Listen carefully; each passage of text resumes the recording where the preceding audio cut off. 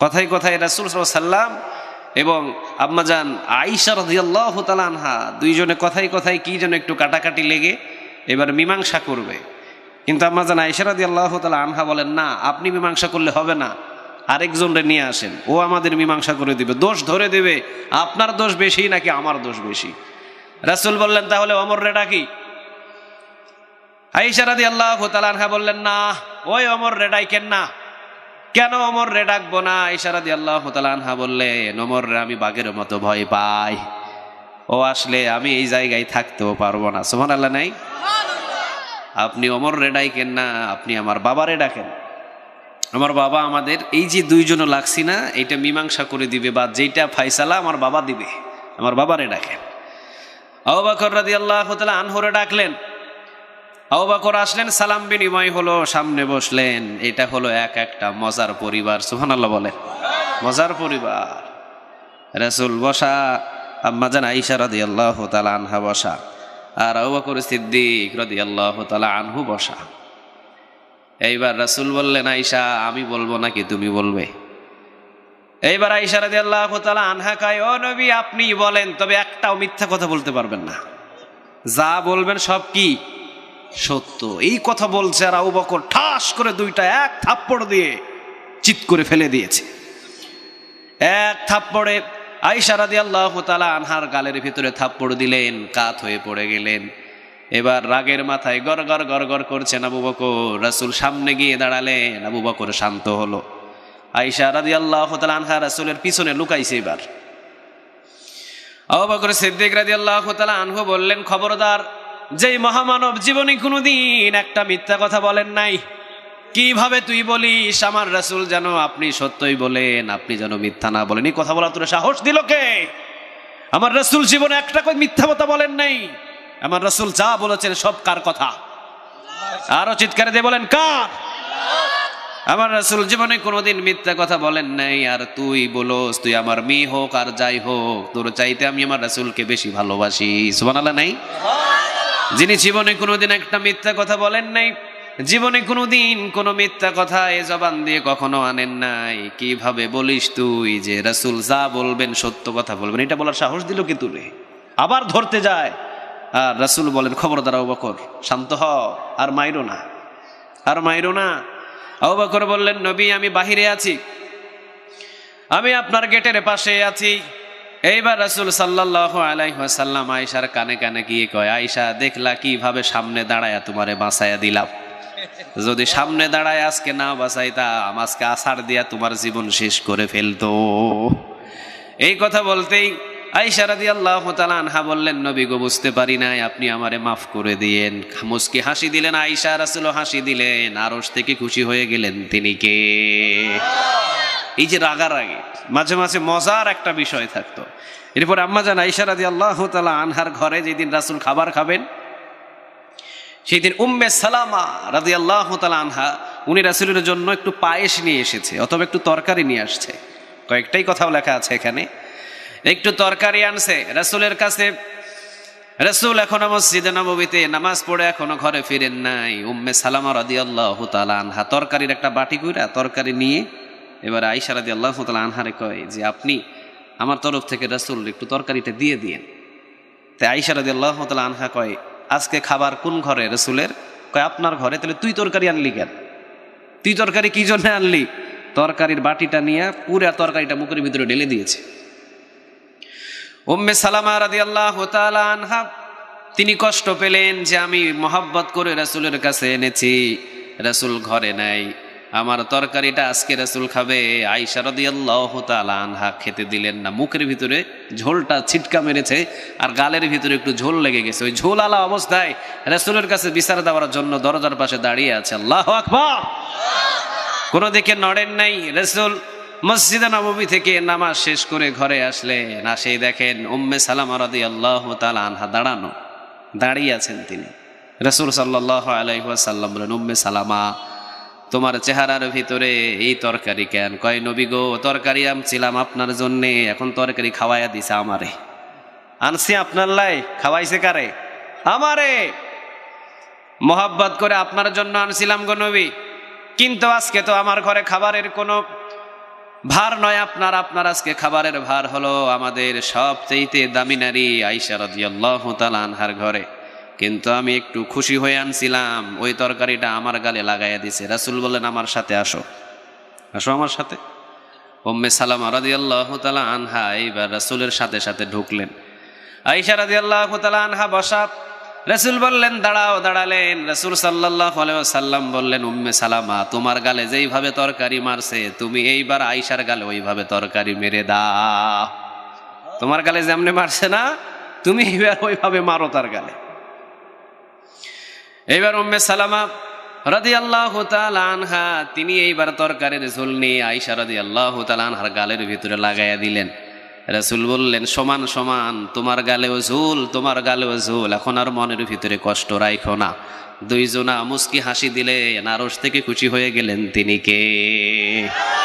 এটাই ছিল মজা, এটাই ছিল মজার সংসার। আর আমাদের সংসারে কি ঝাড়ু দিয়া পিঠে মাথা ফাটায় ফেলে না? এই জন্য প্রতিদিন রাসূল সাল্লাল্লাহু আলাইহি ওয়াসাল্লাম ঘরে আসতেন। ফাতিমা রাদিয়াল্লাহু তাআলা আনহার ঘরে এসে রাসূল বললেন কি হয়েছে তোমাদের, রাগারাগি নাকি? আজকে রাগারাগি হয়েছে একটু। রাসূল এইবার আলী রাদিয়াল্লাহু তাআলা আনহুর কাছে কোনো কিছুই শুনলেন না, সরাসরি ফাতিমা রাদিয়াল্লাহু তাআলা আনহাকে বললেন মা, জীবনে কোনোদিন কখনো স্বামীর সাথে রাগারাগি করিস না, জীবনে কোনোদিন কোনো স্বামীরে কষ্ট দিস না, জীবনে কোনোদিন ওই স্বামীকে কখনো খারাপ নজর দিয়ে দেখিস না, তার মনে কোনো কষ্ট দিস না রে মা। খবরদার, তুই যদি দুনিয়া থেকে বিদায় হয়ে যাস আর তোর স্বামী যদি তোর লাশের পাশে দাঁড়িয়ে যদি বলে আমার স্ত্রী আমার কাছে ভালো ছিল, আমার আল্লাহ আরশ থেকে তোর জন্য জান্নাত ওয়াজিব করে দিবে। যেমন তেমন কথা নয়, খবরদার জীবনে কোনোদিন স্বামীরে কষ্ট দিবি না। ওই স্বামীর যদি কষ্ট দিস আর এই মুহূর্তে তুই যদি মারা যাস, আমি তোর জানাজার নামাজেও আসবো না। ওই দিন থেকে ফাতিমা রাদিয়াল্লাহু তাআলা আনহা জীবনে কোনোদিন আর কখনো কোনো স্বামীরে কষ্ট দেয় নাই। ওই যে একটা আলোচনা শুনলেন রাসূলের জবান থেকে, জীবনে কোনোদিন আর সংসারে কোনো ঝগড়া হয় নাই। সুবহানাল্লাহ বলবেন না? কয়েকদিন ধরে খাবার নাই নিজের ঘরে, কয়েকদিন ধরেই খাবার নাই। আলী রাদিয়াল্লাহু তাআলা আনহু তিনি খাবারের ব্যবস্থা করতে পারছেন না, ঘরের ভিতরে কোনো খাবারের ব্যবস্থা হয় নাই। বিবাহ হয়েছে একবারে নতুন, নতুন নতুন বিবাহ হলে দেখবেন দুইটা মন জোড়া লাগতে কয়েক মাস সময় লাগে, লাগে না? লাগে, লাগে। প্রথম দিক দিয়ে একটু ঝামেলা হলো, হালকা পাতলা একটু রাগারাগি। রাসূলের নসিহত আছে না নাই?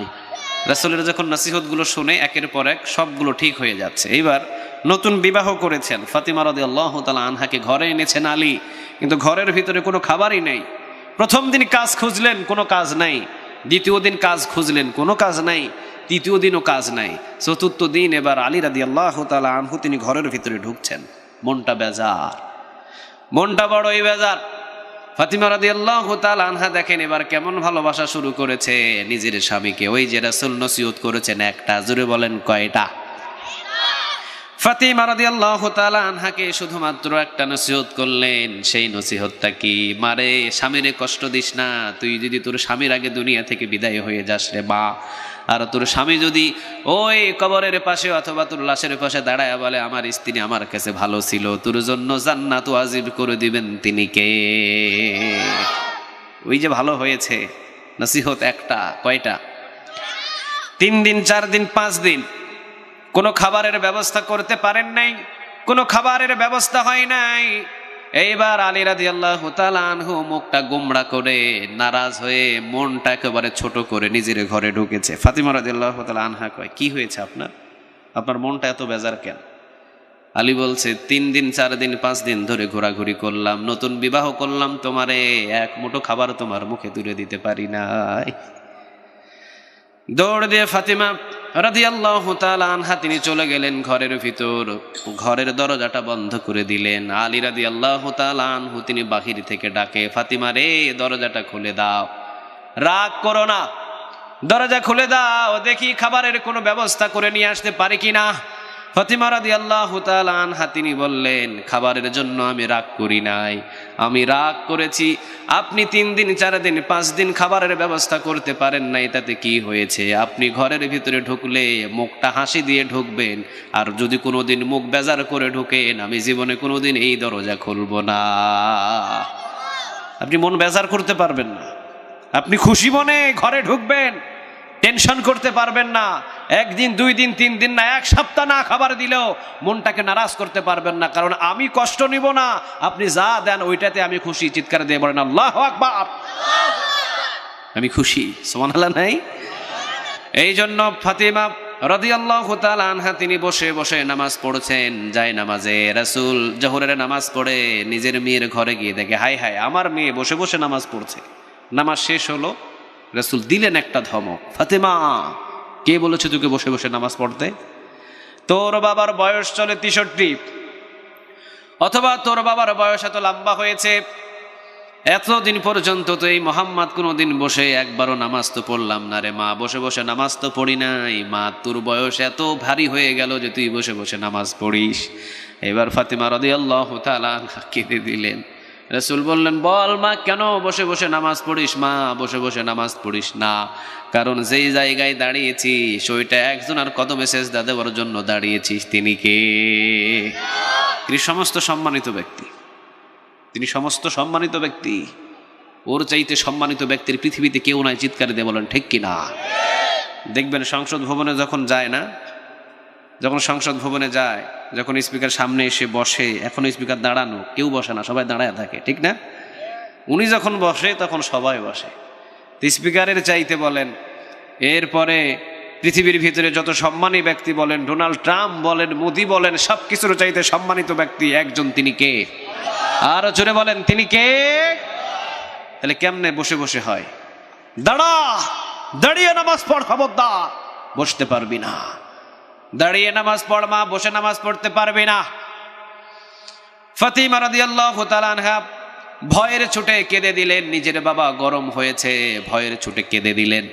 রাসূল সাল্লাল্লাহু আলাইহি ওয়াসাল্লাম ধমক দিচ্ছে, কিন্তু ফাতিমা বলছে, বাবা আমি তো জীবনে কখনো বসে নামাজ পড়ি না, আমি নামাজ পড়ি দাঁড়ায়া দাঁড়ায়া, কিন্তু আমি জানি প্রতিদিন আপনি জোহরের নামাজ পড়ে অথবা আসরের নামাজ পড়ে আমার ঘরে আসেন, আমাকে দেখার জন্যে আপনি আমার ঘরে আসেন। বাবা গো, এই জন্যে আমি ওই নামাজটা বসে বসে পড়েছি। আমি যেই কাপড়টা পরেছি এই কাপড়ের ভিতরে ছেঁড়া ছেঁড়া অনেকগুলো খণ্ড আছে বাবা। ছিঁড়া কাপড় পরে যখন আমি দাঁড়িয়ে নামাজ পড়বো, তখন আমার ওই ছিঁড়া কাপড়ের দৃশ্যগুলো আপনার চোখে পড়বে, আর আপনার চোখে পড়লে আলীর উপরে, আমার স্বামীর উপরে আপনার মনে কষ্ট চলে আসবে বাবা। স্বামীর সম্মান, স্বামীর মর্যাদা টিকিয়ে রাখার জন্য আমি ফাতেমা বসে বসে নামাজ পড়ছি। আর এলাকার মা বোন, বাংলাদেশের মা বোন, আলতাসুনু দিতে যদি একটু দেরি হয়, সাথে সাথে মা বাবা আত্মীয় স্বজন সবাই লাগায় দেয়, ঠিক না? অথচ কাপড় একটু ছিঁড়া, রাসূল আসবেন, দেখবেন যে ফাতিমার কাপড়টা ছিঁড়া, আহা আলী একটা নতুন কাপড় কিনে দিতে পারে নাই, আমার মেয়েটা কতই না কষ্টে আছে। এই ধরনের যাতে মনোভাব না হয়, এই জন্য বসে বসে স্বামীর সম্মান রক্ষা করতে চিৎকার দিয়ে বলেন আল্লাহু আকবার। তাহলে আমরা এখান থেকে বুঝতে পারলাম, প্রতিদিন রাসূল ফাতিমা রাদিয়াল্লাহু তাআলা আনহার ঘরে আসতেন, প্রতিদিন ঘরে আসতেন, কিন্তু 3 দিন 4 দিন লাগার ঘরে আসতে পারে নাই। কয়দিন? 3 দিন 4 দিন ফাতিমার ঘরে আসতে পারে নাই। 3-4 দিন পর রাসূল ফাতিমা রাদিয়াল্লাহু তাআলা আনহার ঘরের ভিতরে যখন ঢুকেছেন, এখন দেখে 2 জন ঘুমায়া, হাসানও ঘুমে, হুসাইনও ঘুমে। ফাতিমা রাদিয়াল্লাহু তাআলা আনহা তিনি পাতিলের ভিতরে কি যেন একটা নাড়ে। রাসূল সাল্লাল্লাহু আলাইহি ওয়াসাল্লাম যখন সালাম দিলেন, সালামের আওয়াজ ফাতিমা রাদিয়াল্লাহু তাআলা আনহার কানে, সালাম নিলেন, সালামের আওয়াজে হাসান আর হুসাইন রাদিয়াল্লাহু তাআলা আনহুমার 2 জন ঘুম ভেঙে গেছে। সালামের উত্তর দিয়ে দৌড় দিয়ে নানার গলা জড়িয়ে ধরে বলে, নানাজি আপনার মেয়েরে বলেন তো দেখি, এই 3টা দিন পর্যন্ত কেন আমাদেরকে কোনো খাবার দেয় না? এই 3টা দিন কেন আমাদের খাবার দেয় না? ও নানা, কেন এই 3টা দিন 4টা দিন আমাদেরকে খাবার দেয় না? এইবার ফাতিমা রাদিয়াল্লাহু তাআলা আনহারে জিগাইলেন, মা আমার আদরের নাতিদেরকে খাবার দিস না কেন? ফাতিমা চোখের পানি ছেড়ে দিয়ে বললেন, বাবা, ঘরের ভেতরে পানি ছাড়া দ্বিতীয়ত কোনো আর খাবার নাই। পাতিলের ভেতরে পাথর অথবা অন্যান্য জিনিস একটু রান্না করে ওদেরকে বোঝায় রান্না হচ্ছে, ঘুমা। 1 দিন 2 দিন 3 দিন পর্যন্ত কোনো খাবার দিতে পারে নাই। হুসাইন এবং হাসান দুইজনা কাঁদেন, ফাতিমাও কাঁদেন। রাসূল সাল্লাল্লাহু আলাইহি ওয়াসাল্লামের জামা মুবারক এবার উপরের দিকে উঠায় দেখেন, দেখ দাতা, দেখ নানা, তোরা 3 দিন পর্যন্ত খাস নাই, আর আমি মুহাম্মদ 7 দিন পর্যন্ত কোনো খাবার খাই নাই। এই যে পেটের ভিতরে পাথর বেঁধেছি, এরপরেও রাসূল জীবনে কোনোদিন নারাজ হয় নাই। 7 দিন, 3 দিন, 5 দিন, 8 দিন, 10 দিন খাবার নাই, কখনো নারাজ হয় নাই। মুস্কি হাসি দিয়ে চিৎকার দিয়ে পড়তেন আলহামদুলিল্লাহ। কে আছেন এমন 7 দিন খাবার খান নাই? আছে নাকি এরকম লোক? নাই। তাহলে ওই মহামানবগুলো জীবনে কোনোদিন কষ্ট পায় নাই, মুখ থেকে হাসি ছুটে নাই। যা খেয়েছে, যা পড়েছে, সব সময় নিয়ামতের শুকরিয়া আদায় করেছে কার? তাহলে আমরা একটা জিনিস এখান থেকে বুঝতে পারলাম, আমার যা আছে অতটুকুর ভিতরে সন্তুষ্ট থাকতে হবে কার উপরে? আপনি রিকশা চালক, আপনি দিনমজুরি, আপনার 1 দিন চাল আনলে 2 দিন থাকে না, তাতে কি হয়েছে? তারপরেও আপনি নিয়ামতের শুকরিয়া আদায় করেন, খুশি হয়ে যাবেন তিনি কে? এখান থেকে আমরা 2টা হাদিস শিক্ষা নিতে পারি। রাসূল সাল্লাল্লাহু আলাইহি ওয়াসাল্লাম বলতেন, ধনী মানুষদের থেকে গরিব মানুষগুলো 500 বছর আগে জান্নাতে চলে যাবে। তাহলে আমি গরিব হয়ে তো ভালো হয়েছে, কারণ কিয়ামতের ময়দানে আমার হিসাব কম। 500 বছর আগে আমাকে জান্নাতে ঢোকায়া দিবেন তিনি কে? এই হাদিসটা এসেছে তিরমিজিতে। 500 বছর আগে ধনীদের চাইতে গরিবরা জান্নাতে ঢুকে যাবে। আবার মুসলিম শরীফের বর্ণনা একটা হাদিস এসেছে, রাসূল বলেন, কিয়ামতের ময়দানে অসংখ্য গরিব মানুষ তারা জান্নাতের দিকে রওনা দেবে। সামনে ফেরেশতাগুলো দাঁড়াবে, ফেরেশতাগুলো দাঁড়িয়ে বলবে, তোমরা কোথায় দিকে রওনা দিয়েছো? তারা বলবে, আমরা জান্নাতের দিকে রওনা দিয়েছি। ফেরেশতারা বলবে, হিসাব নিকাশ দিয়েছো কিনা? তারা বলবে, কিসের হিসাব রে বেটা, জীবনে তো দুনিয়ার ভিতরে কোনো মালই পাই নাই। আরে মাল পাইলে না হিসাব দিতাম? আমার জীবনে কোনোদিন একটা ব্যাংক অ্যাকাউন্ট ছিল না। আমি ব্যাংক অ্যাকাউন্ট কারে কয় আমি জানতাম না। 200 টাকা রোজগার হলে 300 টাকা ব্যয় করা লাগতো আমার। আমার সারা জীবন ঋণ ছিল, আমি জীবনে কোনোদিন কোনো টাকা পয়সা জমাইতে পারি নাই। সারা জীবন কোনোদিন দামি কোনো পোশাক পরতে পারি নাই। বাজার থেকে 1 কেজি গরুর গোস্ত কিনে ছেলে মেয়েদেরকে নিয়ে আনন্দ উল্লাস করে ঈদের সময়ও খাবার খাইতে আমি পারি নাই। বছর শেষ হয়ে গেছে, ওই যে কোরবানির সময় মানুষে দিয়েছে, কোরবানির গোস্ত উঠেছে, সারা বছর চলে গিয়েছে, একটা দিন আর কোরবানির গোস্ত চোখে দেখি না। সারা জীবন মানুষের বস্তা টেনেছি, সারা জীবন রিকশা চালিয়েছি, সারা জীবন মানুষের আমার কান্ধে করে মানুষের বোঝাগুলো ঢুইয়েছি। এই যে দেখো হাতের ভিতরে কড়া, এই যে কান্ধের ভিতরে দাগ, শুধু মানুষের কাজ করে করে সারা জীবন কাটায় ফেলেছি। জীবনে কোনো দিন কোনো মাল ছিল না, কোনো সম্পদ ছিল না, কোনো জায়গা ভিটা ছিল না, কোনো কিছুই ছিল না। সরকারি জায়গায় বসবাস করে জীবন কাটিয়েছি। অসংখ্য মানুষগুলো জান্নাতের দিকে রওনা দেবে। ফেরেশতারা বলবেন, রব্বে কারীম, এই মানুষগুলোর নাকি দুনিয়ায় কোনো মাল ছিল না, সম্পদ ছিল না, তারা নাকি দিন আনতো, দিন খাইতো। আল্লাহ, এরা জান্নাতের দিকে রওনা দিয়েছে। আল্লাহ বলবেন, বাধা দিও না, বিগাইরি হিসাব, বিনা হিসাবে এদেরকে আমি মাফ করে দিলাম। এই জন্য ধনী আর গরিব রাতে দিনে তফাৎ। রাসূল তিরমিজির বর্ণনা, মধ্যরাতে উঠতেন ঘুম থেকে আর আল্লাহর কাছে দোয়া করতেন, আল্লাহুম্মা আহইনি মিসকিনাও ওয়া আমিতনি মিসকিনাও ওয়াহশুরনি ফি যুমরাতিল মাসাকিন। ও আল্লাহ, আমাকে সারা জীবন আপনি আমারে মিসকিন অবস্থায় রাখেন। সুবহানাল্লাহ বলেন। কেউ বলতে পারবেন এই দোয়াটা? হ্যাঁ। আর যুবকরা দোয়া করে কি জানেন? আল্লাহ, আজকে আর্জেন্টিনার খেলা, বেশি বেশি করে আর্জেন্টিনা যাতে গোল দিতে পারে সেই তৌফিক তুমি দান করো। আবার পরের দিন দেখে যে ব্রাজিলের খেলা, এবার আর্জেন্টিনা দোয়া করে, আল্লাহ ব্রাজিল রে 7 আপ খাওয়ায়ও। রাগ করছো নাকি কেউ? ব্রাজিল 7 আপ খাইছে না, 8 আপ খাওয়ায়ও, 9 আপ খাওয়ায়ও, 10 আপ খাওয়ায়ও। আর ব্রাজিল দোয়া করে, আল্লাহ আজকে যান 7 আপ গোল বিরোধী পার্টিরে দিয়া দেয়। এই খেলা যখন শেষ, এরপরে যখন রোডে ঘাটে ওই যুবকেরা হাঁটে, যখন R15 একটা গাড়ি দেখে, মসজিদের কোনায় বৈশা বৈশা দোয়া করে, আল্লাহ R15 এর 4 ভার্সন বাইর হয়ে গেছে, এখনো লইতে পারলাম না। 3 ভার্সন 4 ভার্সন, আল্লাহ তুমি দিও। আর মুরব্বীরা দোয়া করে কেমন জানেন? আল্লাহ আমার মেয়েরে বিয়ে দিছি না, জামাইটা বিদেশ যাইব কিন্তু যাইতে পারেন, আল্লাহ তুমি সৌদি আরব লইয়া যাও। আবার দোয়া করে, আল্লাহ 4টা ছেলেরে 4টা চাকরি দাও, ছেলেরা যেন মাসে মাসে বেতন পায় আর মোটা অঙ্কের টাকা পায়। আর ওই যে যমুনা নদীর যেন বড় বড় বোয়াল মাছ কি না আমরা দুইজন বুড়া বুড়িরে খাওয়াই। আমাদের দোয়া হলো এরকম। কিন্তু রাসূল দোয়া করতেন, আল্লাহুম্মা আহইনি মিসকিনা, আল্লাহ সারা জীবন আমাকে মিসকিন অবস্থায় রাখো। আল্লাহু আকবার। পারবেন এই দোয়া করতে? সম্ভব নয়। রাসূল মিসকিন হতে চাইতেন, রাসূল গরিব হতে চাইতেন। রাসূল বলতেন, আল্লাহ সারা জীবন আপনি আমাকে মিসকিন অবস্থায় রাখেন। সহিহ তিরমিজির বর্ণনা, আল্লাহ সারা জীবন আমারে মিসকিন অবস্থায় রাখেন। রাসূলের জীবন কেমন ছিল দেখেন। রাসূল ফজরের নামাজ মসজিদে নববীতে পড়তেন। মসজিদে নববীতে ফজরের নামাজ পড়ার পর এইবার রাসূল চলে আসতেন নিজের ঘরে আসার পর রাসূলের যে বিবি ছিল ওই বিবিদেরকে বলতেন, বিবিরা ঘরের ভিতরে কোনো খাবারের ব্যবস্থা আছে কিনা। এইবার যখন বিবিরা বলতেন, নবী গো ঘরের ভিতরে কোনো খাবারের ব্যবস্থা নাই, সাথে সাথে এইবার আমার রাসূল বলতেন, ঠিক আছে যাও, আজকের জন্য আল্লাহর জন্য আমি রোজা রেখে দিলাম। খাবার নাই তো আজকে রোজা রেখে দিলাম। সুবহানাল্লাহ। নাই, পরের দিনও খাবার নাই, রাসূল কয় রোজা রেখে দিলাম। তৃতীয় দিন খাবার নাই, রাসূল কয় রোজা রেখে দিলাম।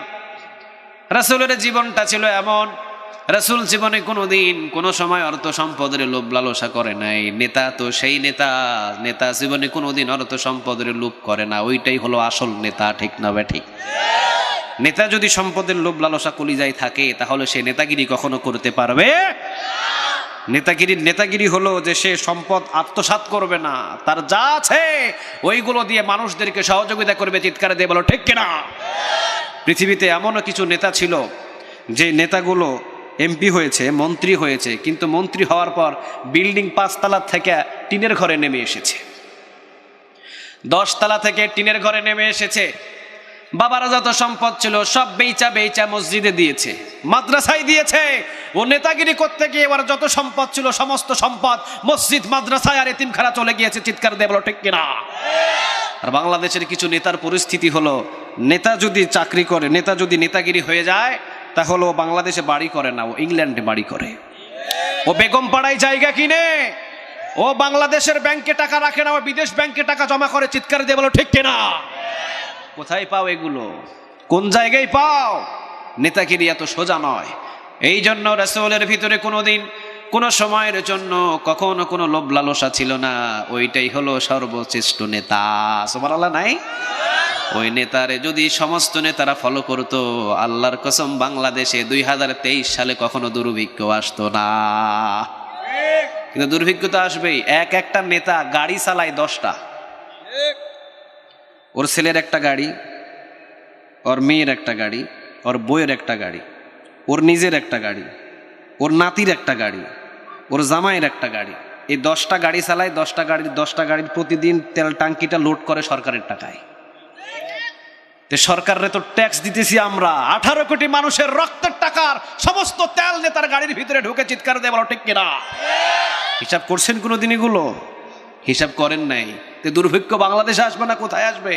আর এগুলো কথা যখনই বলবেন তখন আপনাকে আর জমিনে রাখবে না, তখন আপনাকে 4 দেয়ালে বন্দী হতে হবে। এটাই হলো সমাজ, এটাই চলছে বাংলাদেশ, এটাই হলো ডিজিটাল বাংলাদেশ। এই জন্য যে যেভাবে পায় সে সেভাবে খায়। কিন্তু রাসূল এমন একজন নেতা ছিলেন, রাসূল দোয়া করতেন, আল্লাহুম্মা আহইনি মিসকিনা, আল্লাহ সারা জীবন আপনি আমার মিসকিন অবস্থায় রাখেন। রাসূলের মতো নেতা মিসকিন হতে চায়। ওই রাসূলকে যদি এই নেতারা অনুসরণ করে সারা জীবন এই দোয়াটা করতেন, আল্লাহর কসম জীবনে কোনোদিন দুর্ভিক্ষ এই বাংলার জমিনে আসতো না। দুর্ভিক্ষ কারে খায় আমরা বুঝতেই পারতাম না, ঠিক কি না? কারণ নেতাদের অ্যাকাউন্টে এত টাকা জমা, ওরা যদি জাকাতের পয়সাটাও বাহির করতো বাংলাদেশের মানুষগুলো এত অশান্তিতে থাকতো না।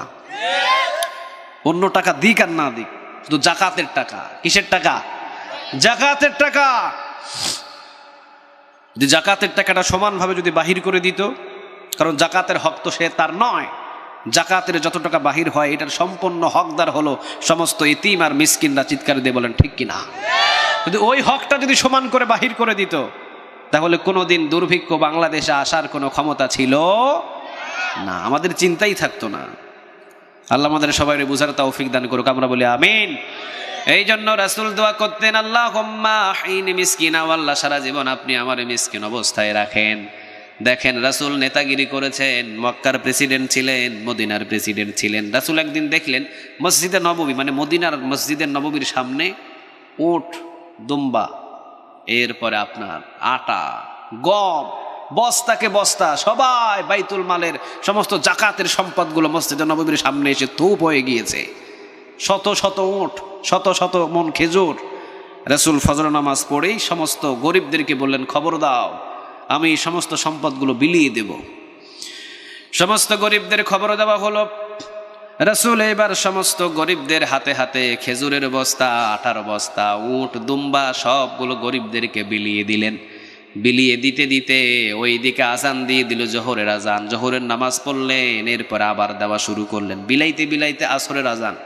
সব গরিবদেরকে দিয়ে রাসূল আসর নামাজ শেষ করে, সকাল থেকে খায় নাই কিন্তু, রাসূল এবার গেলেন আয়েশার ঘরে, গিয়ে বলছেন, আয়েশা আজকে খুব পরিশ্রম হয়েছে, দাও আমি দস্তরখানাটা বিছিয়েছি, তুমি খাবারটা একটু রেডি করে আমার সামনে নিয়ে আসো। আয়েশা বললেন, নবী সারাদিন আপনি খাবার বিলালেন গরিবদের মাঝে, কিন্তু আপনার ঘরের ভিতরে পানি ছাড়া দ্বিতীয় কোনো খাবার নাই। এটারই বলে নেতা, এটাই হলো বিশ্ব নেতা, এটা হলো বিশ্ব রাসূল, এটা হলো মুহাম্মদুর রাসূলুল্লাহ। চিৎকার দিয়ে বলেন আল্লাহু আকবার। আর যদি 10 কিলোমিটার রাস্তা বাজেট হয়, 5 কিলো হয়, 5 কিলো নেতার পকেটে। ব্রিজ হয়, ব্রিজের ভিতরে দিতে হবে এমন ton, 2 ton, 3 ton, 4 ton rod. 4 টনের জায়গায় 2 টন রড, আর হলো 2-10টা বাঁশ। ঠিক না ভাই? ঠিক। যশোর একটা জায়গায় গেলাম মাহফিল করার জন্য। তা আমি গাড়ি থেকে নেমেই, গত বছর গাড়ি থেকে নেমে আমি বললাম যে বাজারের ভিতরে ওয়াশরুম বা ভালো একটা টয়লেট আছে কি না, কারণ ওই জায়গায় আমাকে যেতে হবে। আমি বাজারে গাড়িটা পার্কিং করে একজনকে বললাম যে বাজারের ভিতরে কোনো টয়লেট আছে কিনা। বলছে, হুজুর টয়লেট আছে কিন্তু টাঙ্কি নাই। আমি বললাম, টয়লেট আছে টাঙ্কি নাই? বলে, হ হুজুর, টয়লেট এবং টাঙ্কি দুইটাই বাজেটে এসেছিল সরকারি বরাদ্দ অনুযায়ী, কিন্তু টয়লেট দাঁড়িয়ে আছে, টাঙ্কিটা নেতা খেয়ে ফেলেছে। এই যে টয়লেট থাকে, টাঙ্কি নাই। কিয়ামতের দিন লা তাজিরু ওয়াজিরাতু বিজরা উখরা, কিয়ামতের ময়দানে নেতার কাঁধের উপরে টাঙ্কিটারে উঠায়া দিবেন তিনি কে? সবাই অবাক হয়ে তাকাবে আর বলবে, কিরে তুই টাঙ্কি লই দাঁড়ায় আসোস কেন? কই ভাই কোস না, বাজেটাই ছিল কিন্তু টাঙ্কিটা খায়া ফেলেছিলাম। আজকে কোনো রকম বাঁচার চেষ্টা করছি কিন্তু পারি নাই রে। কে উঠাইছে? সবাই বলেন কে? পদ্মা সেতুতে যদি কেউ ভোগীযোগী করে, পদ্মা সেতু কাঁধের উপরে চাপায়া দিবে তিনি কে? আপনি যেটা নিয়ে 2 নাম্বারই করেন, লা তাজিরু ওয়াজিরাতু বিজরা উখরা, কারো বোঝা কেউ নেবে না, যার যার বোঝা তার কাঁধের উপরে চাপায়া দিবেন তিনি কে? তুমি যদি মসজিদের দান বাক্সের টাকা 19-20 করো, ওই দান বাক্স তোমার কাঁধের উপরে চাপবে, ঠিক কিনা? তুমি যদি রাস্তার টাকা 19-20 করো, ওই 10 কিলো রাস্তা তোমার কাঁধের উপরে চাপায়া দিবেন তিনি কে? তুমি যদি কালবাটের ভিতরে রডের বদলে বাঁশ দাও, কিয়ামতের দিন ওই কালবাট আর বাঁশ নিয়ে তোমাকে দাঁড়াতে হবে। চিৎকার দিয়ে বলেন ঠিক কিনা? এটাই হলো বিচারের দিন, মালিক ইয়াউমিদ্দিন। কে বিচারের মালিক? আরো জোরে বলেন কে? এই জন্য রাসূল এমন ভাবে জীবন কাটিয়েছেন। রাসূল দোয়া করতেন, আল্লাহুম্মা আইনি মিসকিনা, ও আল্লাহ সারা জীবন আপনি আমারে মিসকিন রাখেন। ওয়া আমিতনি মিসকিনা, ও আল্লাহ আমাকে সারা জীবন মিসকিন অবস্থায় রাখার পর যখন আপনি আমার মৃত্যু দিবেন, ওই মৃত্যুর সময় আপনি আমাকে মিসকিন অবস্থায় লইয়া যায়েন। সুবহানাল্লাহ নাই? কিন্তু আমরা ব্যাংক অ্যাকাউন্ট 2-4 কোটি টাকা রাইখা নাই, এরপরে জমি জমা রাইখা যায়, যদি মসজিদের জন্য 2 কাঠা মাটি চাই, কয় নাই নাই নাই। কিন্তু ওই লোকটা হাজার হাজার বিঘা জমি ছেলে সন্তান নাতিপুতির জন্য রেখে যায়। চিৎকার দিয়ে বলো ঠিক কিনা? অথচ রাসূল বলছেন, মান বানা লিল্লাহি মসজিদান বানাল্লাহু লাহু বাইতান ফিল জান্নাহ। রাসূল বলছেন যে আল্লাহর জন্য একটা ঘর বানাবে, আল্লাহ তার জন্য জান্নাতে একটা ঘর বানিয়ে ফেলবে। অথচ মসজিদের জন্য যদি 2 কাঠা জমি চান, মসজিদের জন্য যদি 10,000 টাকা চান, কয় নাই। কিন্তু মমতাজ আবারে আনা হবে, গানের কনসার্ট হবে, 20,000 টাকা দেন। কয় 20,000 দিছি, পারলে 30,000 আরো দিব, যাতাও লই আই। নাই কথা কন না কেন? নাই, অসংখ্য। এই জন্য রাসূল বলতেন ওয়া মিতনি মিসকিনাও, ওয়াল্লাহ মিসকিন অবস্থায় আমার মৃত্যু দিও। রাসূল যখন দুনিয়া থেকে বিদায় হলেন, সব বিবিরা ঘরের ভিতরে। রাসূল সাল্লাল্লাহু আলাইহি ওয়াসাল্লাম বললেন, বিবিরা আমি কার ঘরে আছি? একজন বিবির ঘরে ছিলেন রাসূল সাল্লাল্লাহু আলাইহি ওয়াসাল্লাম। পরের দিন আম্মা জান আয়েশা রাদিয়াল্লাহু তাআলা আনহার ঘরের ভিতরে আসবেন। রাসূল সাল্লাল্লাহু আলাইহি ওয়াসাল্লাম বারবার যখন জিজ্ঞাসা করলেন আমি কার ঘরে আছি, বারবার রাসূল সাল্লাল্লাহু আলাইহি ওয়াসাল্লাম যখন জ্ঞান ফিরে পান, তখন রাসূল জিজ্ঞাসা করেন আমি কোন বিবির ঘরে আছি? রাসূলের লাগাতার 9 জন বিবি ছিলেন, আমি কোন বিবির ঘরে আছি? যে কোনো একজন বিবির নাম বললেন। রাসূল সাল্লাল্লাহু আলাইহি ওয়াসাল্লাম বললেন একটু পর আবার আমি কোন বিবির ঘরে আছি। মানে রাসূলের কথা সবাই বুঝতে পারলেন যে রাসূল আম্মা জান আয়েশা রাদিয়াল্লাহু তাআলা আনহার ঘরে যাওয়ার জন্য প্রস্তুত হয়েছে। সুবহানাল্লাহ বলে। একটু পরেই আম্মা জান আয়েশা রাদিয়াল্লাহু তাআলা আনহার ঘরে রাসূলকে নিয়ে আসা হলো, সমস্ত বিবিরা মিলে। রাসূল এবার আয়েশা রাদিয়াল্লাহু তাআলা আনহার ওর উপরে মাথা দিয়ে ঘুমানো। রাসূল বললেন এখন আমি কোথায়? এবার আম্মা জান আয়েশা রাদিয়াল্লাহু তাআলা আনহা বললেন নবী আপনি এখন আমার ঘরের ভিতরে অবস্থান করছেন। রাসূল বললেন আলহামদুলিল্লাহ, আলহামদুলিল্লাহ, আলহামদুলিল্লাহ, আমি এই ঘরে সারা জীবন কিয়ামত পর্যন্ত থাকতে চাই। আর রাসূল যেই ঘরের ভিতরে আছেন ওই ঘরের ভিতরে আরো 2 জন সাথী আছে। এক হলেন আবু বকর, আরেকজন হলেন ওমর। সুবহানাল্লাহ বলেন। আরেকটা জায়গা খালি আছে। আর জায়গা খালি আছে কয়টা? সবাই বলেন কয়টা? কার জন্য? বুদ্ধি করে বলেন তো। হ্যাঁ হ্যাঁ, এখনো একটা জায়গা খালি আছে। এই জন্য রাসূল যখন আয়েশা রাদিয়াল্লাহু তাআলা আনহার ঘরে আসলেন তখন আর জিগায় না এখন আমি কোথায়, এখন আমি কোথায়, এখন আর জিগায় না। কাজে বোঝা গেল রাসূল ওই বিবির ঘর থেকে আম্মা জান আয়েশা রাদিয়াল্লাহু তাআলা আনহার ঘরের ভিতরে আসার জন্য বারবার জিজ্ঞাসা করেছে। চিৎকার দিয়ে বলেন ঠিক কিনা? এইবার রাসূল বিবিদেরকে বলে বলো তো দেখি ঘরের ভিতরে কোনো স্বর্ণ, ঘরের ভিতরে কোনো রূপ্য, কোনো ধরনের কোনো সম্পদ আছে কিনা? একজন বিবি বললেন নবী আমার ঘরের ভিতরে ছোট্ট একটা স্বর্ণের টুকরা আছে। এইবার রাসূল বললেন ওই স্বর্ণের টুকরা নিয়ে আসো। স্বর্ণের টুকরা আনা হলো। রাসূল একজন সাহাবীর হাতের ভিতরে দিয়ে বললেন এইটা আল্লাহর রাস্তায় দান করে দাও।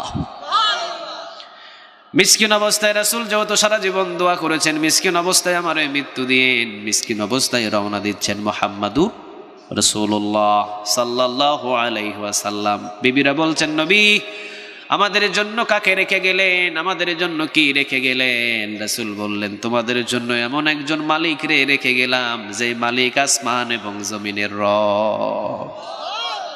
ওইটাই তো রেখে গেলাম তোমাদের জন্য। আর কিসের চিন্তা, আর কিসের চিন্তা?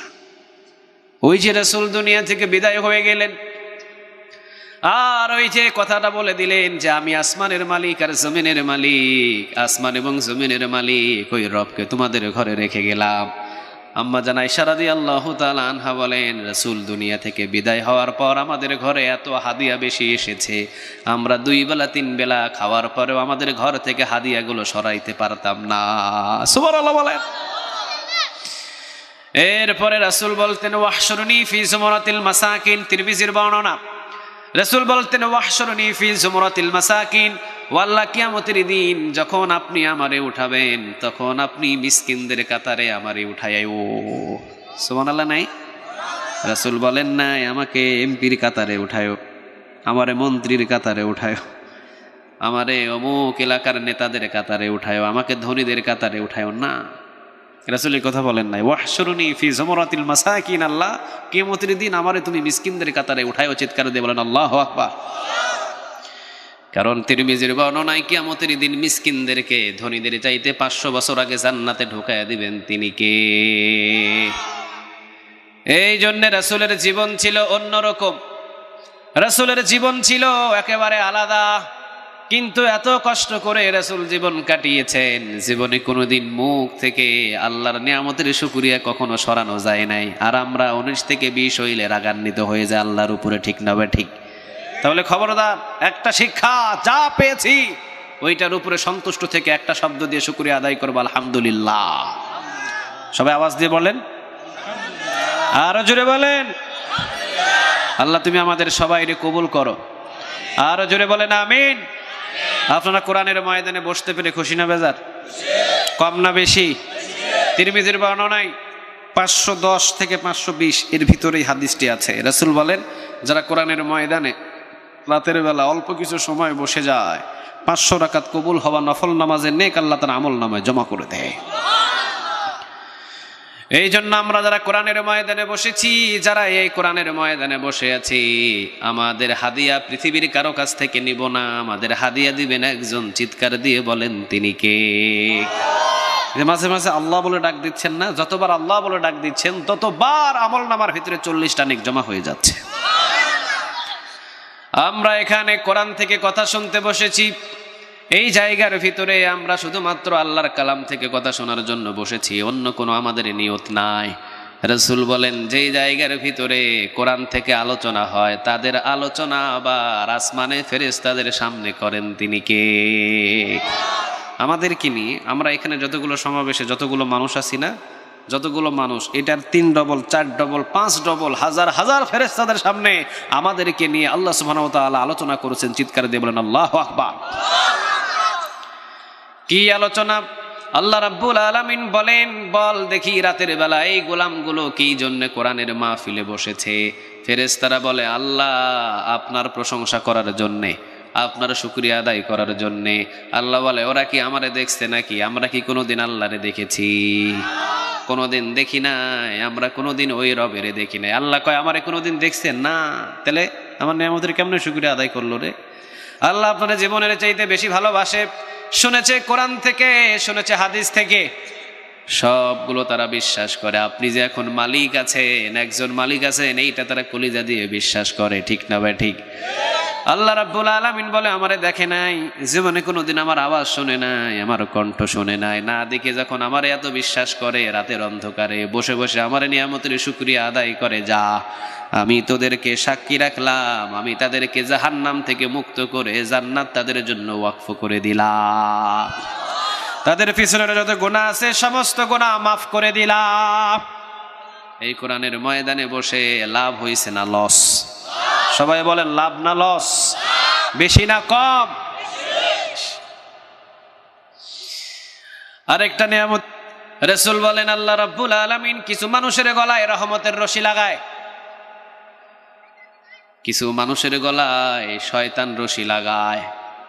যেই মানুষের গলায় রহমতের রশি আল্লাহ লাগায়, ওই মানুষটা গাঁজার আড্ডায় যাইতে পারে না, ওই মানুষটা গানের কনসার্টে যাইতে পারে না, ওই মানুষটা আজান হইলে দোকানে বসে থাকতে পারে না, ওই মানুষটা কোরআনের মাহফিল ছাইড়া দোকানপাটে আড্ডা দিয়ে বসে থাকতে পারে না। আর যার গলায় শয়তানের রশি, সে দেখবেন যে গানের কনসার্টে, সে দেখবেন যেখানে মেয়ে নাচানো হয় ওই জায়গায়, সে দেখবেন যে গানের কনসার্টে মেয়ে নাচানো হয় ওই জায়গায়, সে দেখবেন গাঁজার আড্ডায়, মদের আড্ডায়, চুরির আড্ডায়, সমস্ত অশ্লীল কাজের আড্ডায়। কারণ শয়তান তার রশি লাগায়া গলায় ধরে টানে। আর আল্লাহ রাব্বুল আলামিন যার গলায় রহমতের রশি লাগায়, সে কখনো পাপ কাজে যাইতে পারে না। হাজার কাজে ব্যস্ত রাইকা তারে টেনে হিচড়ে রাতের বেলা কোরআনের মাহফিলে বসিয়ে রাখে। সুবহানাল্লাহ বলেন। এই জন্য রহমতের রশি আমাদের গলায় লাগাইছেন তিনি কে? এই রশিটা নিয়ে যেন আমরা বাড়ি পর্যন্ত যাইতে পারি। আল্লাহ তুমি কবুল করো। মানে আগামীকাল থেকে যদি ফজর নামাজের আজান হয়, বিছানায় থাকা যাবে? থাকবেন বিছানায়? না, উঠে যাবেন, উঠে মসজিদে চলে যাবেন। আল্লাহরে বলবেন, আল্লাহ যে রশিটা লাগাইছো না, এই রশিটা তুমি কিয়ামত পর্যন্ত আমার গলায় লাগায় রাখো, তুমি মৃত্যু পর্যন্ত আমার গলায় লাগায় রাখো। কারণ যখনই আজান হবে তুমি টাইনা যেন আমার মসজিদে লইয়া যাইতে পারো। যেখানে কোরআনের আঞ্জাম হবে ওই আঞ্জামে তুমি যদি টাইনা টাইনা আমারে নিয়ে যেতে পারো। কারণ আল্লাহ সুবহানাহু ওয়া তাআলা যদি হেদায়েত দেয় তাহলে তাকে কেউ গুমরাহি করতে পারে না। আর শয়তান যদি একবার গুমরাহি করে তাহলে কি বাঁচানো যায়? কথা বলেন, যায়? যায়। এই জন্য খবরদার, আমরা যে এখানে বসেছি, এখানে আমরা বসেতে খুশি না বেজার? কে বসাইছেন? সবাই বলেন কে? আল্লাহ তুমি আমাদের এখানে সবাই মুমিন আর মুত্তাকি হিসাবে কবুল করে নাও। আরো জোরে বলা যায় না আমিন? তাহলে এই জায়গার ভিতরে আমরা একটা কিতাব থেকে আলোচনা শুনবো। কিতাবটার নাম কি বলেন? সবাই বলেন। কোরআন, এই যে কোরআন শব্দটা বললেই তো আমল নামায় 40টা নেক জমা হয়ে যাবে। আর রহমান আল্লামাল কোরআন, কোরআন শব্দটা কি কোরআনে নাই? নাই। প্রতি হরফে যদি 10 নেকি হয়, তাহলে 4টা হরফ পড়লে 40টা নেক আমল নামায় জমা করে দিচ্ছেন তিনি কে? আল্লাহ রাব্বুল আলামিন বলছেন এটা হলো এমন কোরআন, যেই কোরআন পড়লে ঈমান বেড়ে যায়, যেই কোরআনের মাহফিলে বসলে কলিজার ভিতরে ভয় থাকে, যেই কোরআন বেশি তেলাওয়াত শুনলে পৃথিবীর কাউরে ভয় করে না, একজনরে ভয় করে, তিনি কে? সূরা আনফালের 2 নম্বর আয়াতে দেখবেন আল্লাহ রাব্বুল আলামিন বলেছেন ইন্নামাল মুমিনুনা আল্লাযীনা ইযা যুকিরাল্লাহু ওয়াজিলাত কুলুবুহুম ওয়া ইযা তুলিয়াত আলাইহিম আয়াতুহু যাদাতুহুম ঈমানা ওয়া আলা রাব্বিহিম ইয়াতাওয়াক্কালুন। আমরা যখন কোরআনের মাহফিলে বসি আমাদের কলিজার ভিতরে ভয় থাকে কার? এই জায়গায় বিড়ি সিগারেট খায় এমন মানুষ নাই? নাই? আচ্ছা, আমি পাশের দোকান থেকে গোল্ড লিপ সিগারেট একটা এনে আপনাদের যারা খায় ওদেরকে দিব, খাইতে পারবেন এখানে? ভয় আছে কার? ভয় আছে কার? দেখবেন অসংখ্য মিথ্যাবাদী মানুষগুলো মসজিদে যায়, কিন্তু মসজিদে যদি একটা গল্প লাগাই, ওই গল্পতে মিথ্যা কথা বলতে হবে, তখন ওই লোকটা কয় মসজিদে না, বাইরে। কোথায়? বাইরে। মানে সে এখানে মিথ্যা কথা বলতে পারবে না, সে ভয় করে, সে এইরকম চিন্তা ভাবনা করে যে সর্বনাশ, এটা মসজিদে আলোচনা করা যাবে না ভাই, আমি তোকে এই বিষয়টা এখন বুঝাইতে পারবো না, কারণ সে মসজিদে মিথ্যা কথা বলতে পারবে না, এই জন্য সে মসজিদে বলতেও চায় না, কারণ ঘরটা কার? কলিজার ভিতরে ভয় থাকে কার? এই জন্য কোরআনের ময়দানে বসলেই কলিজার ভিতরে ভয় থাকে কার? আর যখন কোরআন থেকে তেলাওয়াত শুনবে ঈমানটারে বাড়ায়া দিবেন, তিনি কে? বাড়াইতে বাড়াইতে এমন পর্যায়ে ঈমান বেড়ে যাবে ওয়া আলা রাব্বিহিম ইয়াতাওয়াক্কালুন, আল্লাহরে ছাড়া আর কারো সে পরোয়া করে না। সুবহানাল্লাহ বলেন। একদিন খাই নাই, 2 দিন খান নাই, 3 দিন খাই নাই, সবাই যদি পৃথিবীর পরও হয়ে যায় তারপরও সে কখনো ভরসা করে না, কারো উপরে ভরসা করে কার? আবার কোরআনের ময়দানে বসলে একটা লাভ হলো, যতক্ষণ পর্যন্ত এই কোরআনের ময়দানে আপনি বসে থাকবেন আপনার দ্বারা একটা কোনো গুনাহের কাজ হবে না। সুবহানাল্লাহ বলেন। এখানে আপনারা যতক্ষণ বসে আছেন কোনো গুনাহ হয়েছে? মিথ্যা কথা বলা লাগছে? ওই যে ওই রাস্তার ওই পাশে যান, শুরু হয়ে যাবে গুনাহ, হবে না? হয়তো শুরু হয়ে যাবে গুনাহের কাজ, কিন্তু এখানে যতক্ষণ থাকবেন সমস্ত গুনাহ থেকে আপনাকে বাঁচায় রাখবে তিনি কে? তাহলে আল্লাহ রাব্বুল আলামিন কোরআনের ভিতরে 114টা সূরা দিয়েছেন। আল্লাহ রাব্বুল আলামিন 100টা সূরার ভিতরে 9 নম্বর ক্রমিক নম্বরে আল্লাহ একটা সূরা দিলেন। জোরে বলেন কত নাম্বার? সবাই বলেন কত নাম্বার? 9 নাম্বার। এই 9 নম্বরে একটা সূরা দিলেন, সূরাটার ক্রমিক নম্বর হলো 9। আল্লাহ এই ক্রমিক নম্বর 9 এর ভিতরে আল্লাহ সুবহানাহু ওয়া তাআলা সূরার নামটা দিলেন সূরা আত-তাওবা। সূরার নাম কি বলেন? কেমন লাগে নামটা? মানে ফিরে আসা। কি আসা? তুমি ভুল পথে চলেছো, এখন তুমি ফিরে এসে ভালো পথে চলো। সুবহানাল্লাহ বলেন। এইটার সময় এবং এই রাস্তাটায় আসার জন্য আমাদেরকে হুকুমও দিয়েছেন আল্লাহ, আবার আমাদেরকে আল্লাহ সুবহানাহু ওয়া তাআলা একটা সুযোগও দিয়েছেন। সুবহানাল্লাহ বলেন। আপনি পাপ করে ফেলেছেন, এটা যে মাফ হবে না, আল্লাহ কি এমন? কথা বলেন এমন? আপনি জিনা করে ফেলেছেন, মাফ হবে না, আল্লাহ কি এমন না? করে ফেলেছেন, ফিরে আয়, মাফ করে দিব। সুবহানাল্লাহ নাই? মোবাইলের ডিসপ্লে ভেঙে গিয়েছে, ফেটে গিয়েছে, চুরমার করে ফেলছেন, আরেকটা ডিসপ্লে লাগায়া দেন, এখানে আবার চলবে, চলবে না? মানে ওইটাকে আপনি ঠিকঠাক করে যদি আবার টাকা টুকা দিয়ে যদি আবার ঠিকঠাক করেন, তাহলে মোবাইলটা আবার চলবে। ঠিক আল্লাহ সুবহানাহু ওয়া তাআলা সূরা আত-তাওবা দিয়ে বললেন, ফিরে আয়, কত গুনাহ করেছিস, তোর গুনার একটা শেষ আছে, আমি আল্লাহর দয়া মায়ার কোনো শেষ নাই।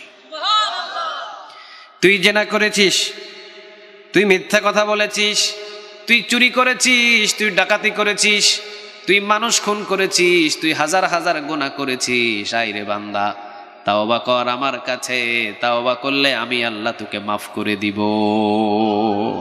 সুবহানাল্লাহ বাড়িতে গিয়ে বলেন। হ্যাঁ, সূরা আত-তাওবার 112 নম্বর আয়াতে আল্লাহ রাব্বুল আলামিন মুমিনদেরকে কয়েকটি কোয়ালিটি নিয়ে কথা বললেন। সবাই পড়েন, আত-তাইবুনাল আবিদুনাল হামিদুনাস সাইহুনার রাকিউনাস সাজিদুনাল আমিরুনা বিল মারুফ بالمعروف والناهون عن المنكر والحافظون لحدود الله وبشر المؤمنين বলেন কথাটা কার? আল্লাহ বলছেন 112 নম্বর আয়াতে আত-তাইবুনা তাওবাকারী মুমিনদের প্রথম নাম্বার কোয়ালিটি, মুমিনরা তাওবা করে একজনের কাছে, তিনি কে? গুনাহ নাই এমন একটা মানুষ আছে এখানে যে হুজুর আমার গুনাহ নাই? আছে এমন লোক? দেখান তো দেখি। সবার গুনাহ কিন্তু মাফও করতে পারেন, তিনি কে? আল্লাহ। দেখেন মুসা আলাইহিস সালামের জমানায় মুসা আলাইহিস সালামের কওমের লোকেরা এসে মুসা আলাইহিস সালামকে বললেন, পয়গম্বর আপনি আল্লাহর কাছে দোয়া করেন, আল্লাহ আমাদেরকে বৃষ্টি দেয় না কেন? পয়গম্বর মুসা আলাইহিস সালাম বললেন, ইয়া রব, আপনি এই মরুভূমির ভিতরে একটু বৃষ্টি দিয়ে একটু শান্ত বানায়া দেন। আল্লাহ বললেন, মরুভূমির ভিতরে বৃষ্টি দিব, কিন্তু একজন গুনাহগার আছে। কয়জন? সবাই বলেন কয়জন? একজন গুনাহগার আছে এখানে, জেনাকারী। সে জেনা করেছে কিন্তু তার জেনার খবর কেউ জানে না, কিন্তু ওই সমাজের ভিতরে সে চলাফেরা করেছে। ওই লোকটারে ওই জায়গা থেকে বাহির করে দাও, ওই লোকটারে যদি ওই জায়গা থেকে বিতাড়িত করে বাহির করে দাও, তাহলে আমি এই মরুভূমিতে বৃষ্টি দিব। মুসা আলাইহিস সালাম সবাইরে ডাকলেন। সবাইরে ডাকার পর তিনি বললেন যে এই জায়গার ভিতরে একটা জেনাকারী আছে, ওই জেনাকারীটা এলাকা থেকে বাহির হয়ে যা। তুই যদি বাহির হয়ে যাস তাহলে এই এলাকার ভিতরে বৃষ্টি দিবে। তিনি কে? এখন যে জেনা করছে ও জানে না? কথা কন না কেন? জানে না? ওর তলপেটের ভিতরে দিয়েছে মোসাড়। হাই হাই, আমি জেনা করেছি। মুসা আলাইহিস সালাম জেনে গিয়েছে, মুসা জানছে। এলাকার বাসী যদি সবাই জানে তাহলে এলাকায় কি মুখ দেখানো যাবে? আপনার গুনাহের খবর যদি আল্লাহ আগামীকাল সকালে সবাইরে জানায় দেয়, আপনাকে এলাকায় রাখবে না। নাই এমন গুনাহ আমাদের? কথা কন না কেন? নাই। কিন্তু আমার গুনাহ আমার বিবিরেও জানাই নাই, আমার গুনাহ আমার ছেলেও জানে না, আমার মাও জানে না, আমার বাবাও জানে না। আমার গুনাহ গোপন রেখে দিয়েছেন। তিনি কে? আল্লাহ বলেছেন, গুনাহ করেছিস তাতে কি হয়েছে? আমি গোপন রাখছি। কোনোদিন যদি ভুলে ভালে মসজিদে গিয়ে আমার দরবারে এসে তাওবা করিস, আমি মাফ করে দিব। আমি প্রকাশ করব না তোর গুনাহ, আমি কাউরে জানাবো না। আমি রহমান, আমি রহিম। তোর মা তোর প্রতি যতটুকু ভালোবাসা দেখায়, ওর চাইতে 99 গুণ বেশি ভালোবাসা আমি রবের কলিজায় আমি রেখে দিয়েছি। একটা সন্তানের প্রতি একটা মায়ের ভালোবাসা বেশি না কম? ইতিহাস সাক্ষী আছে, মা মাথায় করে সন্তানকে নিয়ে থেকে নিজের মায়ের শরীরটা পানি থেকে থেকে মা দুনিয়া থেকে বিদায় হয়েছে, কিন্তু সন্তানটাকে মরতে দেয় নাই। এটারই বলে মা। একটা মা যখন একটা সন্তানকে ডেলিভারি করে, তখন চাচিরে, ভাবিরে, বাবারে, সবাইরে ডাইকা কি কয় জানেন? কয় আমি যদিও মারা যাই, তা আমি যেন দুনিয়া থেকে চলে যায়, কিন্তু আমার যে কলিজা সন্তানটা জন্ম নেবে ওরে তোমরা কষ্ট দিও না। কারে বলে মা? এটারই বলে মা। অথচ রাসূল বলছেন, ওই মায়ের কলিজায় যতটুকু ভালোবাসা, ওর চাইতে 99 গুণ বেশি ভালোবাসা বান্দার প্রতি আল্লাহ নিজের কলিজায় রেখে দিয়েছে। আপনি মাফ চাইলে আল্লাহ মাফ করে দিবে, বেশি সময় লাগবে না আপনাকে মাফ করতে, কিন্তু চাইতে হবে কার কাছে? আমাদের কাছে সময় নেই তার কাছে যাওয়ার।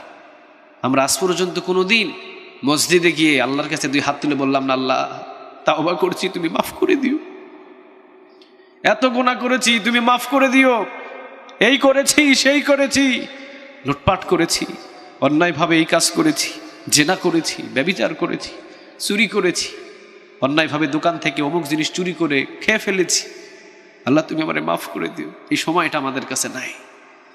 কিন্তু একটা দিন যে হায়াতের কোনো বিশ্বাস নাই, আপনি দুনিয়া থেকে বিদায় হয়ে যান, আর যে তওবা করার সুযোগ আপনি পাবেন না, এই জ্ঞানটা আমাদের থাকার দরকার আছে না নাই? মুসা আলাইহিস সালাম বললেন, ওই লোকটা বাহির হয়ে যাও। মুসা আলাইহিস সালাম যখন বললেন, তিনি এবার চিন্তা করলেন, হাই হাই, আমি যে জেনা করেছি, আমার জেনার খবর মুসা আলাইহিস সালাম জেনে গিয়েছে। এখন যদি মুসা আলাইহিস সালাম থেকে যদি আমাকে চিহ্নিত করে আমার আল্লাহ যদি ওই মুসাকে নামটা আমার বলে দেয়, মান শেষ, সম্মান শেষ, আমি এলাকায় আর মুখ দেখাতে পারবো না। তিনি বুঝতে পারলেন। তিনি বোঝার পরেই আল্লাহ রাব্বুল আলামিনের কাছে ওই জনসমুদ্রের ভিতরে হাজার হাজার মানুষদের সামনে তিনি 2 হাত তুলে তাওবা করলেন, আল্লাহ আমি যে জেনা করেছি, আল্লাহ আমার জন্য আসমানের বৃষ্টি থেমে আছে, দয়া আর মায়া করে আমি তাওবা করলাম, জীবনে কোনো দিন আমি আর একটা কোনো গুনাহের কাজ করব না। বৃষ্টি আসমান থেকে টপ টপ করে জমিনে ফালাইয়া দিলেন। তিনি কে? মূসা আলাইহিস সালাম বললেন, ইয়া রব, আপনি বললেন ওই লোকটারে বাহির না করলে আপনি বৃষ্টি দেবেন না, কিন্তু এখন দেখি আপনি জমিনের ভিতরে আবার বৃষ্টি দিয়ে দিলেন। আল্লাহ রাব্বুল আলামিন বললেন, পয়গম্বর, আমি তো ওকে ধমক দিয়েছিলাম যাতে ও এলাকা ছেড়ে বাহির হয়ে যায়, কিন্তু যখন সে আমার কাছে তাওবা করেছে, যখন সে বলেছে আল্লাহ আমি গুনাহ করেছি, আমারে মাফ করে দাও, কোনোদিন আর আমি করব না, আমার কলিজার অন্তর ঠান্ডা হয়ে গিয়েছে রে পয়গম্বর। এই জন্য আমি তাকে গোপনে মাফ করে দিয়েছি, কাউরে জানাই নাই, আমি খুশি তাকে মাফ করেছি, বৃষ্টি আবার মরুভূমিতে দান করে দিলাম। এটাই রব, এটাই মালিক। বনি ইসরাইলের একজন লোক, সহিহ বুখারীতে লম্বা একটা হাদিস এসেছে, 100টা খুন করেছে। কয়টা? সবাই বলেন কয়টা? 100। 99টা খুন করার পর একজন ইমামের কাছে গিয়ে একজন ইমাম রে জিগায়, ইমাম সাহেব, আমার রাতের বেলা ঘুমাইলে কবর থেকে বড় ভয় লাগে, আমার এখনো বিশ্বাস হয় আল্লাহ মনে আমার জন্য পাপের রাস্তা, আমার জন্য তাওবার রাস্তা খোলা রেখেছে। তুমি কি করেছো? 99টা খুন করেছি। কয়টা? ইমাম সাহেব বড় ভয়ঙ্কর, অল্প বিদ্যা ভয়ঙ্কর, দেখবেন যার ভিতরে এলেম নাই, কালাম নাই, কোনো কিছু নাই, ওইটারে বাজে বেশি। ঠিক না বে ঠিক? খালি কলস বাজে বেশি। দেখবেন অহংকারে ভর্তি, কিন্তু ভিতরে জিরো, কিছু নেই, অহংকারে ভর্তি শুধু। নাই এমন সমাজে নাই? তো ওইরকম একজন ইমাম, অল্প বিদ্যা, বসে আছে ভাবসাব নিয়ে, লাল সালোয়ার টালোয়ার মাথায় বইরা, একেবারে মনের জটটট লাগায় বসে আছে আর কি। ভাব নিয়ে ইমামের কাছে গিয়ে বললেন, ইমাম সাহেব 99টা খুন করেছি, আল্লাহ আমার জন্য তাওবার রাস্তা খোলা রেখেছি কিনা। কয় কি কস? 99 খুন করছস? বাইর, আমার দরবার থেকে বাইর হয়ে যা। এইবার লোকটা কয় মাফ হইব না। কয় না, তোর কোনো মাফ নাই। এইবার কয় ইমাম সাহেব আমারে বাইর কইরেন না ধমক দিয়া, আমি কিন্তু সুবিধার লোক না, আমি কিন্তু বেশি ভালো মানুষ না, কমরের ভিতরে ছুরি সব সময় রাখি। কয় কি কইলি তুই?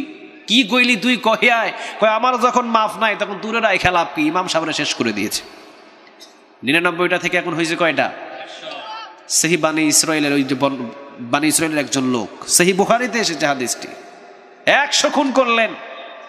এরপরে এলাকা থেকে দূরে একজন আল্লাহওয়ালার কাছে গিয়ে বলছেন, ইমাম সাহেব 100 জনরে খুন করেছি আমি, বলেন আল্লাহ কি আমার জন্য তাওবার রাস্তা খোলা রেখেছে? কই কি কও তুমি?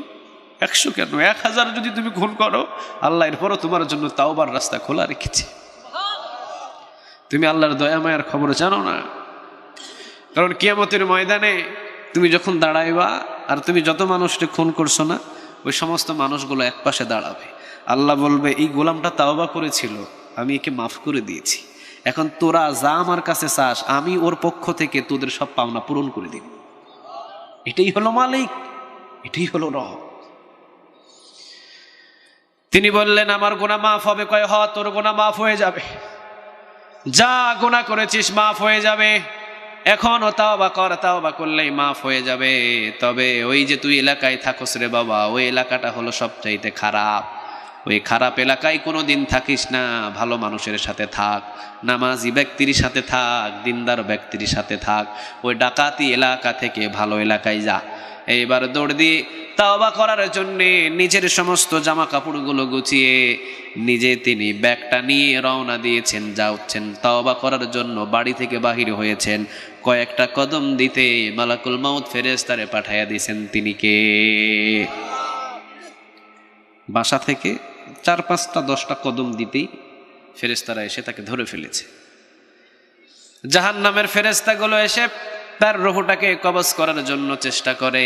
ইতিমধ্যেই জান্নাতের ফেরেশতাও চলে এসেছে। ফেরেশতা এসেছে কয় গ্রুপ? সবাই বলেন কয় গ্রুপ? ওয়ান্নাসিআতি গরকা, ওয়ান্নাশিতাতি নাশতা, ওয়াসসাবিহাতি সাবহা, ফাসসাবিকাতি সাবকা। ফেরেশতা সেই 2 গ্রুপ, মুমিনদের জন্য জান্নাতের ফেরেশতা পাঠায়া দেন। তিনি কে? আর যারা একেবারে মুনাফিক, কাফির, নাস্তিক, ওদের জন্য জাহান্নামের ফেরেশতা পাঠায়। তিনি কে? সর্বপ্রথম এসেছে জাহান্নামের ফেরেশতা, এরপরে এসেছে জান্নাতের ফেরেশতা। এখন জান্নাতের ফেরেশতারা কয় আমরা লয়া যামু, জাহান্নামের ফেরেশতারা কয় না না আমরা লয়া যামু। জান্নাতি ফেরেশতারা কয় তাওবা করার জন্য রওনা দিয়েছে, আমরা পরওয়াজ করে রূহটাকে নিয়ে যাব ইল্লিনে।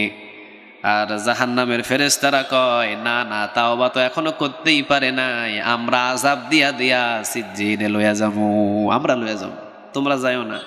দুই দিনের ভিতরে লাগছে তর্ক, ডাক দিছেন কে? আল্লাহ কয় খবরদার, মারামারি করিস না, চিল্লাচিল্লি করিস না, জায়গা মাপ। কি মাপ? কি মাপ? জায়গা মাপ। বাড়ি থেকে যদি তাওবার রাস্তাটা তার লম্বা হয়ে যায় তাহলে মনে করিস আমি আল্লাহ তাকে মাফ করে দিয়েছি। আর যদি বাড়ি থেকে সে যতটুকু বাহির হয়েছে ওই রাস্তাটা যদি ছোট হয়ে যায়, আর সে যেখানে মরছে ওখান থেকে যদি ওই যে তাওবার যেখানে করবে ওখান থেকে ওই জায়গাটা যদি তার বড় হয়ে যায় তাহলে মনে করিস আমি মাফ করি নাই। কিন্তু লোকটা তো বাড়ি থেকে কয়েকটা কদম দিয়েই তো মারা গিয়েছে। তাওবার রাস্তা বড় না ছোট? বড় না ছোট? ছোট। তাওবার রাস্তা বড় নয়, কারণ যাইতে হবে 1 ঘন্টা কিন্তু হাঁটছে মাত্র 2 মিনিট। 98 মিনিটের রাস্তায় তো পড়ে আছে মিয়া, বড় হয় কেমনে? তাওবার রাস্তাটা বড় নয়, তাওবার রাস্তাটা একেবারে ছোট। মানে সে বাড়ি থেকে বাহির হয়ে ইন্তেকাল করেছে, বেশি যাইতে পারে নাই। ফেরেশতাদেরকে বললেন মাপ দে। ফেরেশতারা মাপ দেওয়ার জন্য যখন চেষ্টা শুরু করলেন, মাপ দেওয়ার জন্য রেডি করলেন, আল্লাহ রাব্বুল আলামিন বললেন তাওবার রাস্তা তুই লম্বা হয়ে যা আর পাশের রাস্তা তুই ছোট হয়ে যা। আমি আমার বান্দার উপরে খুব সন্তুষ্ট হয়েছি। 100টা খুন করেছে তাতে কি করেছে? 100টা খুন করেছে তাতে কি হয়েছে? আমার কাছে তাওবা করার জন্য যেহেতু অনুপ্রেরণা করেছে, আমার কাছে তাওবা করার জন্য যেহেতু ছোটাছুটি করেছে, যা তাওবার রাস্তা লম্বা হয়ে যা, আমি আমার গোলামটারে মাফ করে দিলাম। ফেরেশতারা মাপ দিয়ে দেখে তাওবার রাস্তা বড়। সুবহানাল্লাহ নাই? বাড়ি থেকে বাহির হয়েছিল 2-3 কদম, কিন্তু এটারে মাইফা শেষ করা যায় না। এটারে মাপতে মাপতে মাপতে মাপতে যেখানে যাইতো না ওই জায়গা পর্যন্ত পৌঁছে গিয়েছে। সুবহানাল্লাহ বলেন। এই জন্য হাজার হাজার গুনাহ করি আমরা, যদি শিরকের গুনাহ না থাকে আমাদের গুনাহগুলোরে মাফ করে দিবেন তিনি কে? ইয়া আইয়ুহাল্লাযীনা আমানু তুবু ইলাল্লাহি তাওবাতান নাসুহা। বান্দারে কত গুনাহ করেছিস, মুমিন বান্দারায় তোর গুনার একটা সীমানা আছে, আমি আল্লাহর দয়া মায়ার আর কোনো সীমানা নাই। সুবহানাল্লাহ বলেন। তুই গুনাহ করতে করতে গুনার একটা শেষ প্রান্ত পৌঁছে যাবি রে বান্দা, আয় আর গুনাহ করিস না, আমার কাছে তাওবা কর, আমি আল্লাহ মাফ করে দিব। তাওবা করব একজনের কাছে, তিনি কে? রাসূল বললেন তাওবা করলে আল্লাহ রাব্বুল আলামিন 5টা জিনিস দান করে। জোরে বলেন কয়টা? আর জোরে বলেন কয়টা? যে যত বেশি তাওবার সাথে লেগে থাকবে, যে যত বেশি ইস্তেগফারের সাথে লেগে থাকবে, তার পিছনের গুনাহগুলো আল্লাহ মাফ করে দিবে। যে যত বেশি তাওবা করবে তাকে সকল বিপদ থেকে বাঁচাবেন তিনি কে? রিজিকের সংকট থেকে আল্লাহ তাকে হেফাজত করবে। সুবহানাল্লাহ নাই? আর আল্লাহ রাব্বুল আলামিন তার উপরে রহমতের দরজা খুলে দিবে। আর 5 নম্বরে আল্লাহ তার হাতের সমস্ত দোয়া কবুল করবে। আল্লাহ তার হাতের সমস্ত দোয়াগুলো কবুল করবে। সে যা দোয়া করবে সবগুলো দোয়া আরশ পর্যন্ত কবুল করবেন তিনি কে? যে যত বেশি ইস্তেগফারের সাথে লেগে থাকবে। মানে কেমনে লেগে থাকবে? সুফারগুলোর মতো। মানে আপনি দোকানে বসে আছেন না, আপনাকে পড়তে হবে আস্তাগফিরুল্লাহ, আস্তাগফিরুল্লাহ, আস্তাগফিরুল্লাহ, আস্তাগফিরুল্লাহ। ওযু ছাড়াও পড়তে পারবেন। আপনি সিএনজি ড্রাইভার, সিএনজি ড্রাইভ করছেন, আপনি আস্তাগফিরুল্লাহ, আস্তাগফিরুল্লাহ, আস্তাগফিরুল্লাহ ইস্তেগফারের সাথে লেগে আছেন। আপনি বাসের সিটে বসেছেন, আপনি পড়ছেন আস্তাগফিরুল্লাহ, আস্তাগফিরুল্লাহ, আস্তাগফিরুল্লাহ। মুসলিম শরীফের বর্ণনায়, আবার সহিহ হাদিসগুলোর বর্ণনায় কয়েকটা বর্ণনা এসেছে রাসূল সাল্লাল্লাহু আলাইহি সাল্লাম প্রতিদিন 70 বারেরও বেশি, 100 বারের মতো আমার রাসূল প্রতিদিন ইস্তেগফার পড়তেন একজনের দরবারে। তিনি কে? প্রতিদিন তাওবা করতেন 100 বারেরও বেশি। কেউ কেউ বলেন 70 বারেরও বেশি রাসূল ইস্তেগফার পড়তেন। রাসূল আস্তাগফিরুল্লাহ, আস্তাগফিরুল্লাহ 1 বার 2 বার নাই। সেই রাসূলের জীবনে কোনো গুনাহই নেই। সুবহানাল্লাহ নাই? জীবনে কোনোদিন গুনাহ করা শিখেন নাই। কোন নবী কোন রাসূলের কোনো গুনাহ নাই, তারা মাসুম, তারা বেগুনাহ। আর আমাদের হাজার হাজার গুনাহ আছে, কিন্তু একবার পড়ার মতো আমাদের হাতে কোনো সময় নাই, ঠিক কি না? আমরা পড়তে পারি না। রাসূল বললেন 5 নম্বরে, যে সুফারগুলোর মতো যদি ইস্তেগফারের সাথে লেগে থাকে তার হাতের দোয়া বেশি বেশি কবুল করবেন। তিনি কে? ইমাম আহমদ ইবনে হাম্বলকে চিনেন? 4 ইমামের এক ইমাম, নাম কি? ইমাম আহমদ ইবনে হাম্বল। উনি কিতাব লিখেছেন, উনি একটা বই লিখেছেন, ওনার নামটা, বইটার নাম হলো মুসনাদে আহমদ। ওই কিতাবের ভিতরে 40,000 হাদিস উনি একাই সংরক্ষণ করে ওখানে তুলে ধরেছেন। আপনি বুখারী শরীফ, তিরমিজি শরীফ, ইবনে মাজাহ শরীফ, নাসাই শরীফ সহ যে কয়টা 6টা 86 হাদিস আছে না, ওই কয়টারে যোগ করলেও ওই 40,000 হবে না, 40,000 হবে না। অথচ উনি ওনার মুসনাদে আহমদের কিতাবের ভিতরে ইমাম আহমদ ইবনে হাম্বল, পৃথিবীর সবচেয়ে বড় একটা কিতাব, বড় হাদিসের একটা কিতাব, সেটাই মুসনাদে আহমদ। ওই কিতাবের ভিতরে 40,000 হাদিস উনি একাই নিয়ে এসেছেন। চিৎকার দিয়ে বলেন আল্লাহু আকবার। ওই ইমাম আহমদ ইবনে হাম্বল, উনি ওনার জামানায় ছিলেন মুহাদ্দিসে দাহার। এত বড় মুহাদ্দিস ছিলেন উনি, এত বড় ইমাম ছিলেন ওই জামানায়। ওনার হাতে হাতে সালাম দেওয়ার জন্য হাজার মানুষ শুধু আফসোস করেছে। ওনাকে এক পলক দেখার জন্য হাজার মানুষ চেষ্টা করেছে, হাজার হাজার জন ওনাকে এক পলক দেখার জন্য রাস্তায় দাঁড়িয়েছে। অনেক মানুষগুলো তাকে দেখার জন্য আল্লাহর কাছে দোয়া করেছে। যে দেখা পেয়েছে সে ধন্য হয়েছে, সুবহানাল্লাহ বলেন। কারণ যে দেখা পেয়েছে সে নসিহত পাওয়ার সুযোগ পেয়েছে। ইমাম আহমদ ইবনে হাম্বল ওই জামানার মুহাদ্দিসুদ দাহার। একজন ইমামের যদি কেউ নসিহত পায় তার জীবনটা তো অনেক সময় সফল হয়ে যায়, ঠিক কি না? তো ওই ইমাম আহমদ ইবনে হাম্বল তিনি অনেক সময় হাদিস সংরক্ষণ করার জন্যে নিজের ঘর ছেড়ে, বাড়ি ছেড়ে চলে যেতেন সফরে। উনি চলে এসেছেন অনেক দূর একটা এলাকায় সফরে। এসে একদিন মসজিদে নামাজ, মাগরিবের নামাজ পড়ে তিনি কিতাবগুলো বাহির করে লেখা শুরু করেছেন। এশার আজান দিয়েছে, এশার নামাজ পড়ে তিনি আবার কিতাবলা লেখা শুরু করেছেন। এইদিকে দারোয়ান অথবা মুয়াজ্জিন এসে কয়, হুজুর তাড়াতাড়ি মসজিদ থেকে বাইর হন, তাড়াতাড়ি মসজিদ থেকে বাইর হন। ইমাম আহমদ ইবনে হাম্বল কয়, বাবা আমি তো এই মসজিদের ফজর নামাজের মুসল্লি, এই মসজিদে আমি ফজর নামাজটাও পড়বো রে বাবা, আমারে থাকার জন্য একটু সুযোগ করে দাও। আমি বৃদ্ধ মানুষ, এতগুলো কিতাবের বোঝা লইয়া এই রাতের বেলা কই যাবো বাবা, কোথায় যাব আমি?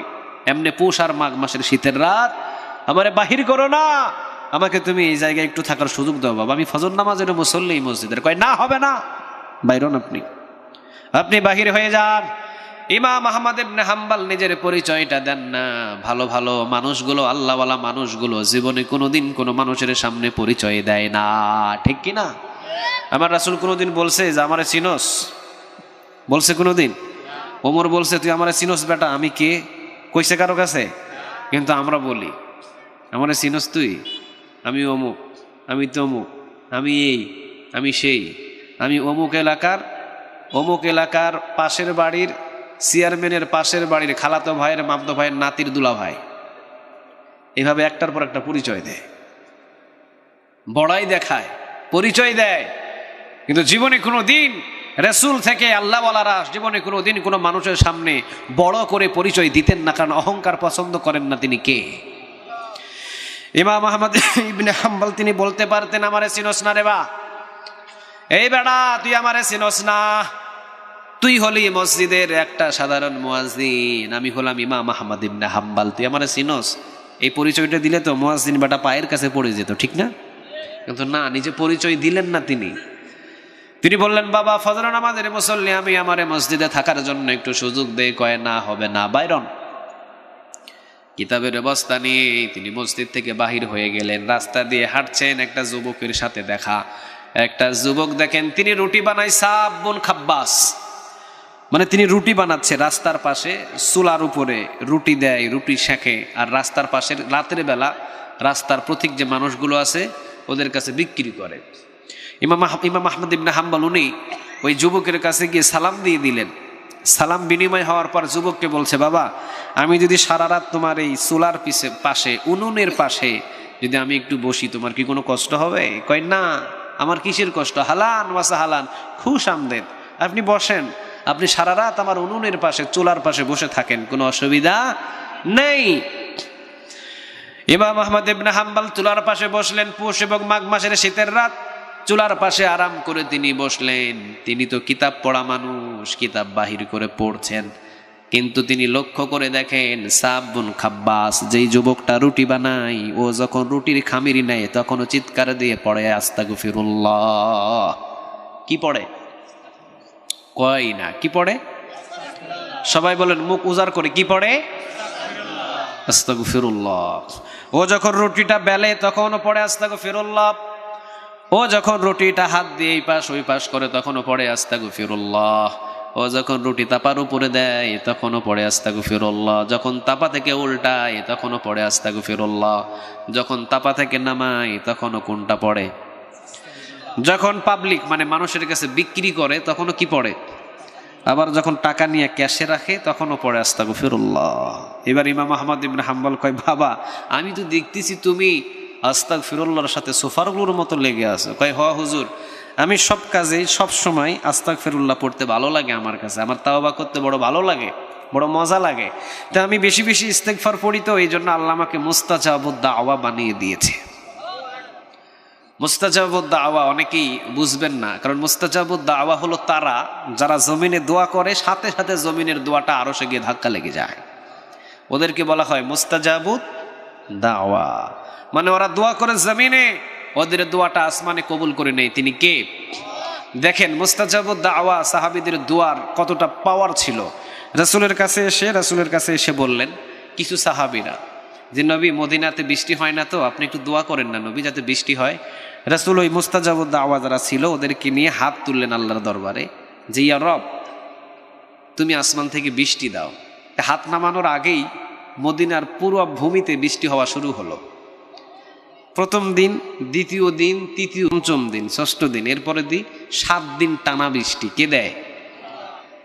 এবার আশেপাশের সব সাহাবীরা আয়েশা কয়, নবী যা দিছে বৃষ্টি, এখন আর বৃষ্টির দরকার না, আল্লাহর রাস্তা আপনি আল্লাহরে কন যাতে বৃষ্টিটা বন্ধ করে দেয়। এবার নবী আবার সাহাবীদের কিনে হাত তুলে বলছে, আল্লাহ বৃষ্টি এবার বন্ধ করেন। আল্লাহ কয়, নবী বৃষ্টি হওয়ার জন্য দোয়া করেছেন, বন্ধের জন্য তো দোয়া করেন নাই। কয়দিন দিতে হবে এইটাও তো আপনি বলেন নাই।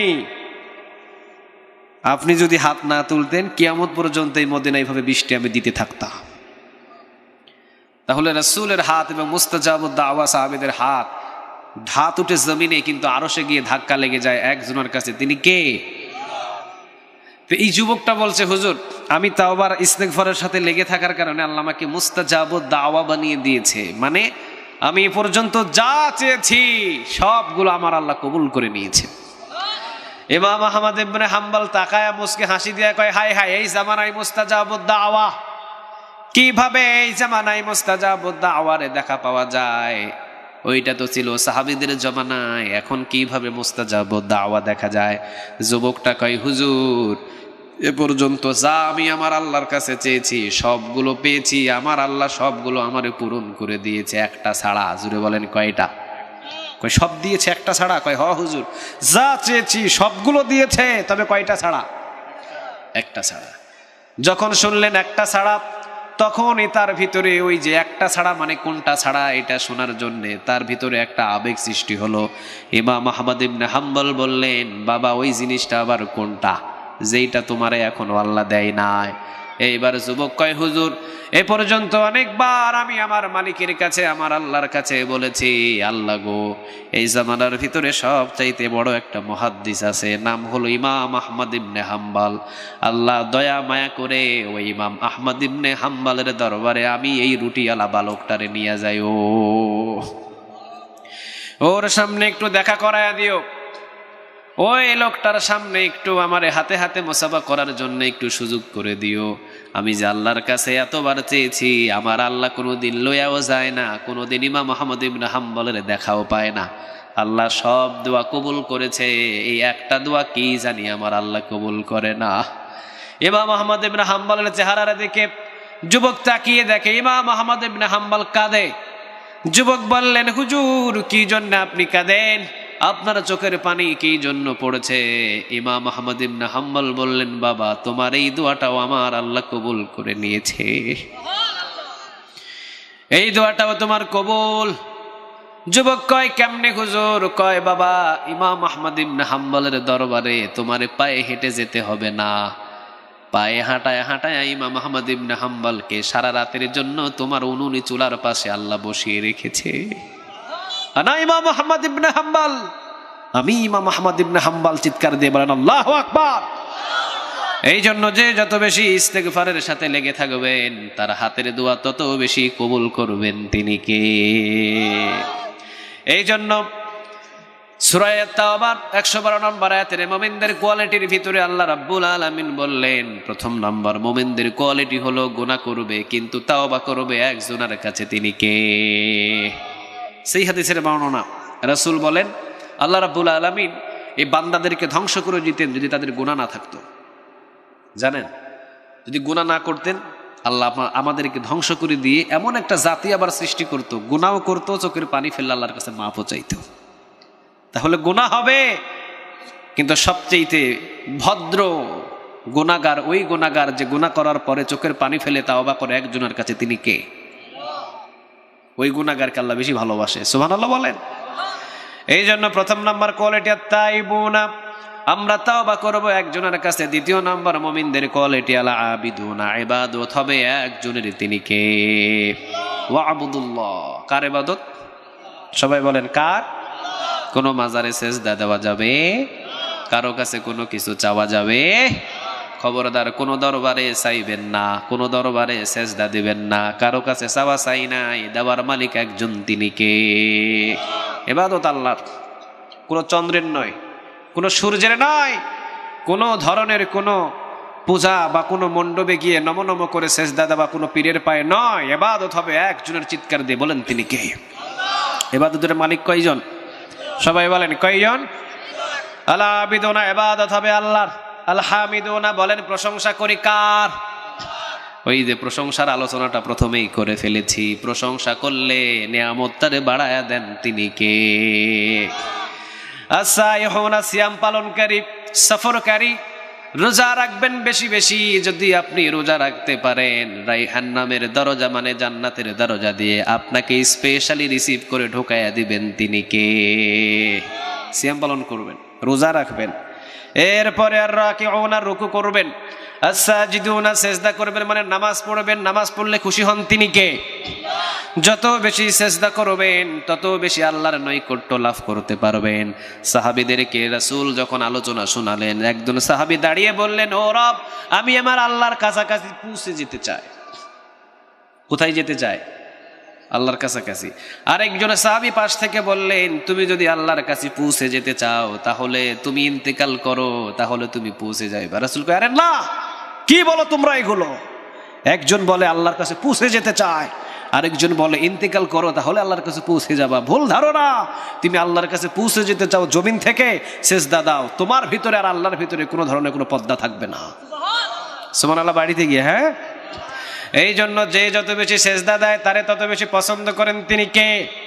আর জোরে বলেন কে? মুসা আলাইহিস সালাম ফেরাউনের দরবারে গেলেন। মুসা আলাইহিস সালামকে ফেরাউন ডাকলো।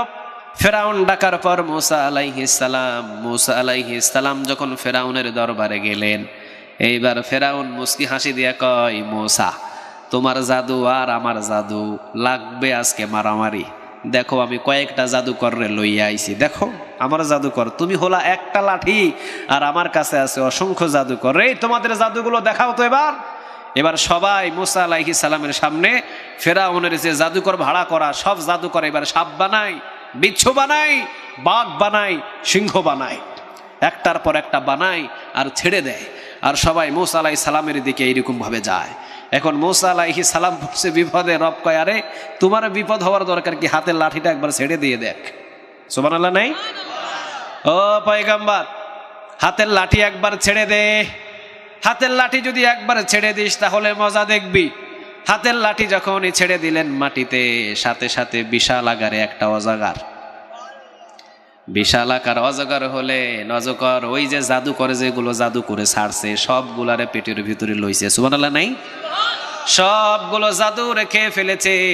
সমস্ত ফেরাউনের দলবল, সমস্ত জাদু করে চিন্তা করলেন, হায় হায়, ফেরাউন তুমি ভুল পথে আছো। মূসা আলাইহিস সালামের রব যেই মূসা আলাইহিস সালামের হাতে লাঠি দিয়েছে, এইটা মূসা আলাইহিস সালামের পাওয়ার নয়, পাওয়ারটা হলো একজনের চিৎকার দিয়ে বলেন তিনি কে? সারা জীবন জাদু করেছি, জীবনে কোনোদিন জাদুকে গিলে খাওয়ার মতো আজ পর্যন্ত কোনো জাদু দেখি নাই। বোঝা যায় পয়গম্বর মূসা আলাইহিস সালামের যে জাদুর লাঠি, ওটা সাধারণ মূসা আলাইহিস সালামের জাদুর লাঠি নয়, ওটা হলো মূসা আলাইহিস সালামের নবীর হলো মুজিজা। চিৎকার দিয়ে বলেন আল্লাহু আকবার।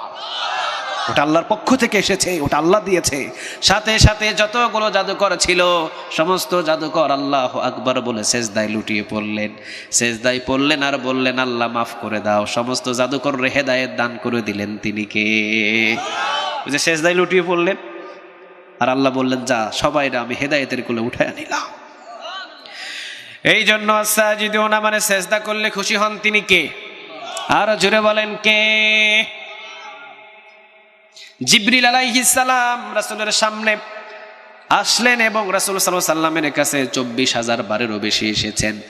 রাসূল সাল্লাল্লাহু আলাইহি ওয়াসাল্লাম তিনি জিবরিলকে বললেন, ভাই জিবরিল, আল্লাহ রাব্বুল আলামিন তোমাকে অসংখ্য শক্তি দিয়েছে। কয় হ্যাঁ, 600 ডানা দিয়েছে। কয়শো ডানা? আমি সারা পৃথিবীটাকে যদি 2টা ডানা দিয়ে একটু নাড়া দিই, সারা পৃথিবী তুলার মতো উড়বে। কে দিয়েছেন এই পাওয়ার? সবাই বলেন কে? চোখের ভিতরেও পাওয়ার, শরীরের ভিতরেও পাওয়ার। সমস্ত চোখের ভিতরে কেমন পাওয়ার? জিবরিল আলাইহিস সালাম বলেন, নবী আপনি যেমন খাবার খান, ওই খাবারটা যেই রকম ভাবে আপনার সামনে একটা প্লেট দেখা যায় না, আমি সারা পৃথিবীটা আমার কাছে একটা প্লেটের মতো মনে হয়। একটা প্লেট সামনে রাখলে যেই রকম সব দেখা যায়, সারা পৃথিবীটা আমার কাছে একটা প্লেটের মতো। সুবহানাল্লাহ বলেন। হাই হাই, এত পাওয়ার তোমার। হ্যাঁ, আসমান থেকে যত ফোঁটা বৃষ্টি পড়ে নবী আমি প্রতিটা বৃষ্টির ফোঁটাগুলো গনে ফেলতে পারি। এবার রাসূল বলেন, বলো তো দেখি কোন জিনিসটা তুমি গুনতে পারো না, কোন জিনিসটা তোমার চোখ দিয়ে ধরা পড়ে না? এবার জিবরিল আলাইহিস সালাম বলেন, আপনার উম্মতগুলো যখন আল্লাহু আকবার বলে একটা সেজদা দেয় গো নবী, আমি ওই সেজদার আল্লাহ যে কতগুলো নেক দেয়, ওই নেক গুনে আমি জিবরিল শেষ করতে পারি না। এই জন্য সাজিদুনা সেজদা দিলে খুশি হয় তিনি কে? আল আমিরুনা বিল মারুফ, সৎ কাজের আদেশ দাও। সমস্ত নবী, সমস্ত রাসূল, সমস্ত ওলি এবং সবাই সৎ কাজের আদেশ দিয়েছে। সৎ কাজের আদেশ দিলে খুশি হন তিনি কে? সবাই বলেন তিনি কে? আল্লাহ। ওয়ান্নাহুনা আনিল মুনকার, অসৎ কাজের নিষেধ করো। সারা জীবন আপনি একজন মানুষকে বলেছেন নামাজ পড়ো, আপনার উপরে রাগান্বিত হবে না। আপনি বলেছেন হজ করতে যাও, রাগান্বিত হবে না। মানে ওকে শুধু আমল করার জন্য বলছেন, ভাই রোজা রাখো, নামাজ পড়ো, ভাই হজ করতে যাও, ভাই আজকে নামাজে চলো। আপনার উপরে কি রাগারাগি করবে? মারামারি করবে? কিছু করবে আপনারে? ওয়ান্নাহুনা আনিল মুনকার, আল্লাহ বলছেন যখন এবার তুমি ওর সব খারাপ কাজে বাধা দিবা, বাধা মানে কি? গানের কনসার্ট ওটা যখন ভেঙে দিবা, যখন অন্যায় কাজ করেছে ওখানে সামনে দাঁড়িয়ে তুমি যখন ওটার প্রতিবাদ করবা, তখন তোমার পিছনে অসংখ্য শত্রুরা লেগে পড়বে। চিৎকার দিয়ে বলেন ঠিক কিনা? তখন তোমাকে আর দেখতে পারবে না।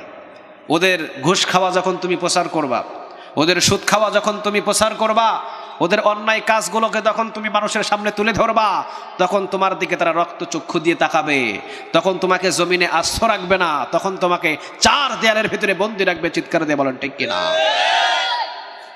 এই জন্য আল্লাহ বলেন ওয়ান্নাহুনা আনিল মুনকার, অসৎ কাজের সবসময়ের জন্য নিষেধ করবা। কারণ অসৎ কাজের জন্য নিষেধ করো নবী এবং রাসূল এবং সাহাবীরা জীবনে কোনোদিন অসৎ কাজের পক্ষে কখনো কথা বলেন নাই। অসৎ কাজের নিষেধ করার জন্য সবাই আন্দোলন গড়েছে, ঠিক কিনা? আমরাও গড়ার দরকার আছে না নাই? আরো জোরে বলেন দরকার আছে না নাই? এরপরে আরেকটা মুমিনদের কোয়ালিটি সম্পর্কে আল্লাহ রাব্বুল আলামিন বললেন, ওয়াল হাফিজুনা লিহুদুদিল্লাহ, আল্লাহর সীমানা রক্ষা করো। তিলকা হুদুদুল্লাহ মানে আল্লাহর সীমানা আছে। আল্লাহর সীমানা কি জানেন? বর্ডার। কার বর্ডার? বাংলাদেশের বর্ডার নাই? বর্ডার যদি ক্রস করেন ঝামেলা আছে? পাসপোর্ট নাই, বর্ডার ক্রস করছেন, শেষ, ফায়ার, আপনি শেষ হয়ে যাবেন। আল্লাহ বলছেন তিলকা হুদুদুল্লাহ, আমি কিছু বর্ডার দিয়েছি। জেনা করতে পারবি না, কোনো মেয়ের পিছনে ঘুরতে পারবি না, কোনো মেয়ের দিকে তাকাইতে পারবি না, মদ খাইতে পারবি না, চুরি করতে পারবি না, ডাকাতি করতে পারবি না, মিথ্যা কথা বলতে পারবি না, মুমিনদের বিরুদ্ধে কোনোদিন খারাপ কথা বলতে পারবি না, মুমিনা সতী সাথী নারীর পিছনে কোনোদিন খারাপ কোনো অপবাদ দিতে পারবি। এটা একটার পর একটা, এগুলো বর্ডার কার? সবাই বলেন কার? আল্লাহ। আজান হয় মসজিদে, দোকানে বসে থাকতে পারবি না, তাড়াতাড়ি মসজিদে আয়। কিন্তু আজান হয় মসজিদে, মসজিদের গেট পাস হয়ে দোকানে যায়, মসজিদে আসে না, এমন লোক আছে না? নাই। আপনি বর্ডার অতিক্রম করলেন। এই জন্য তিলকা হুদুদুল্লাহ, খবরদার কোন সময়ের জন্য বর্ডার অতিক্রম করো না।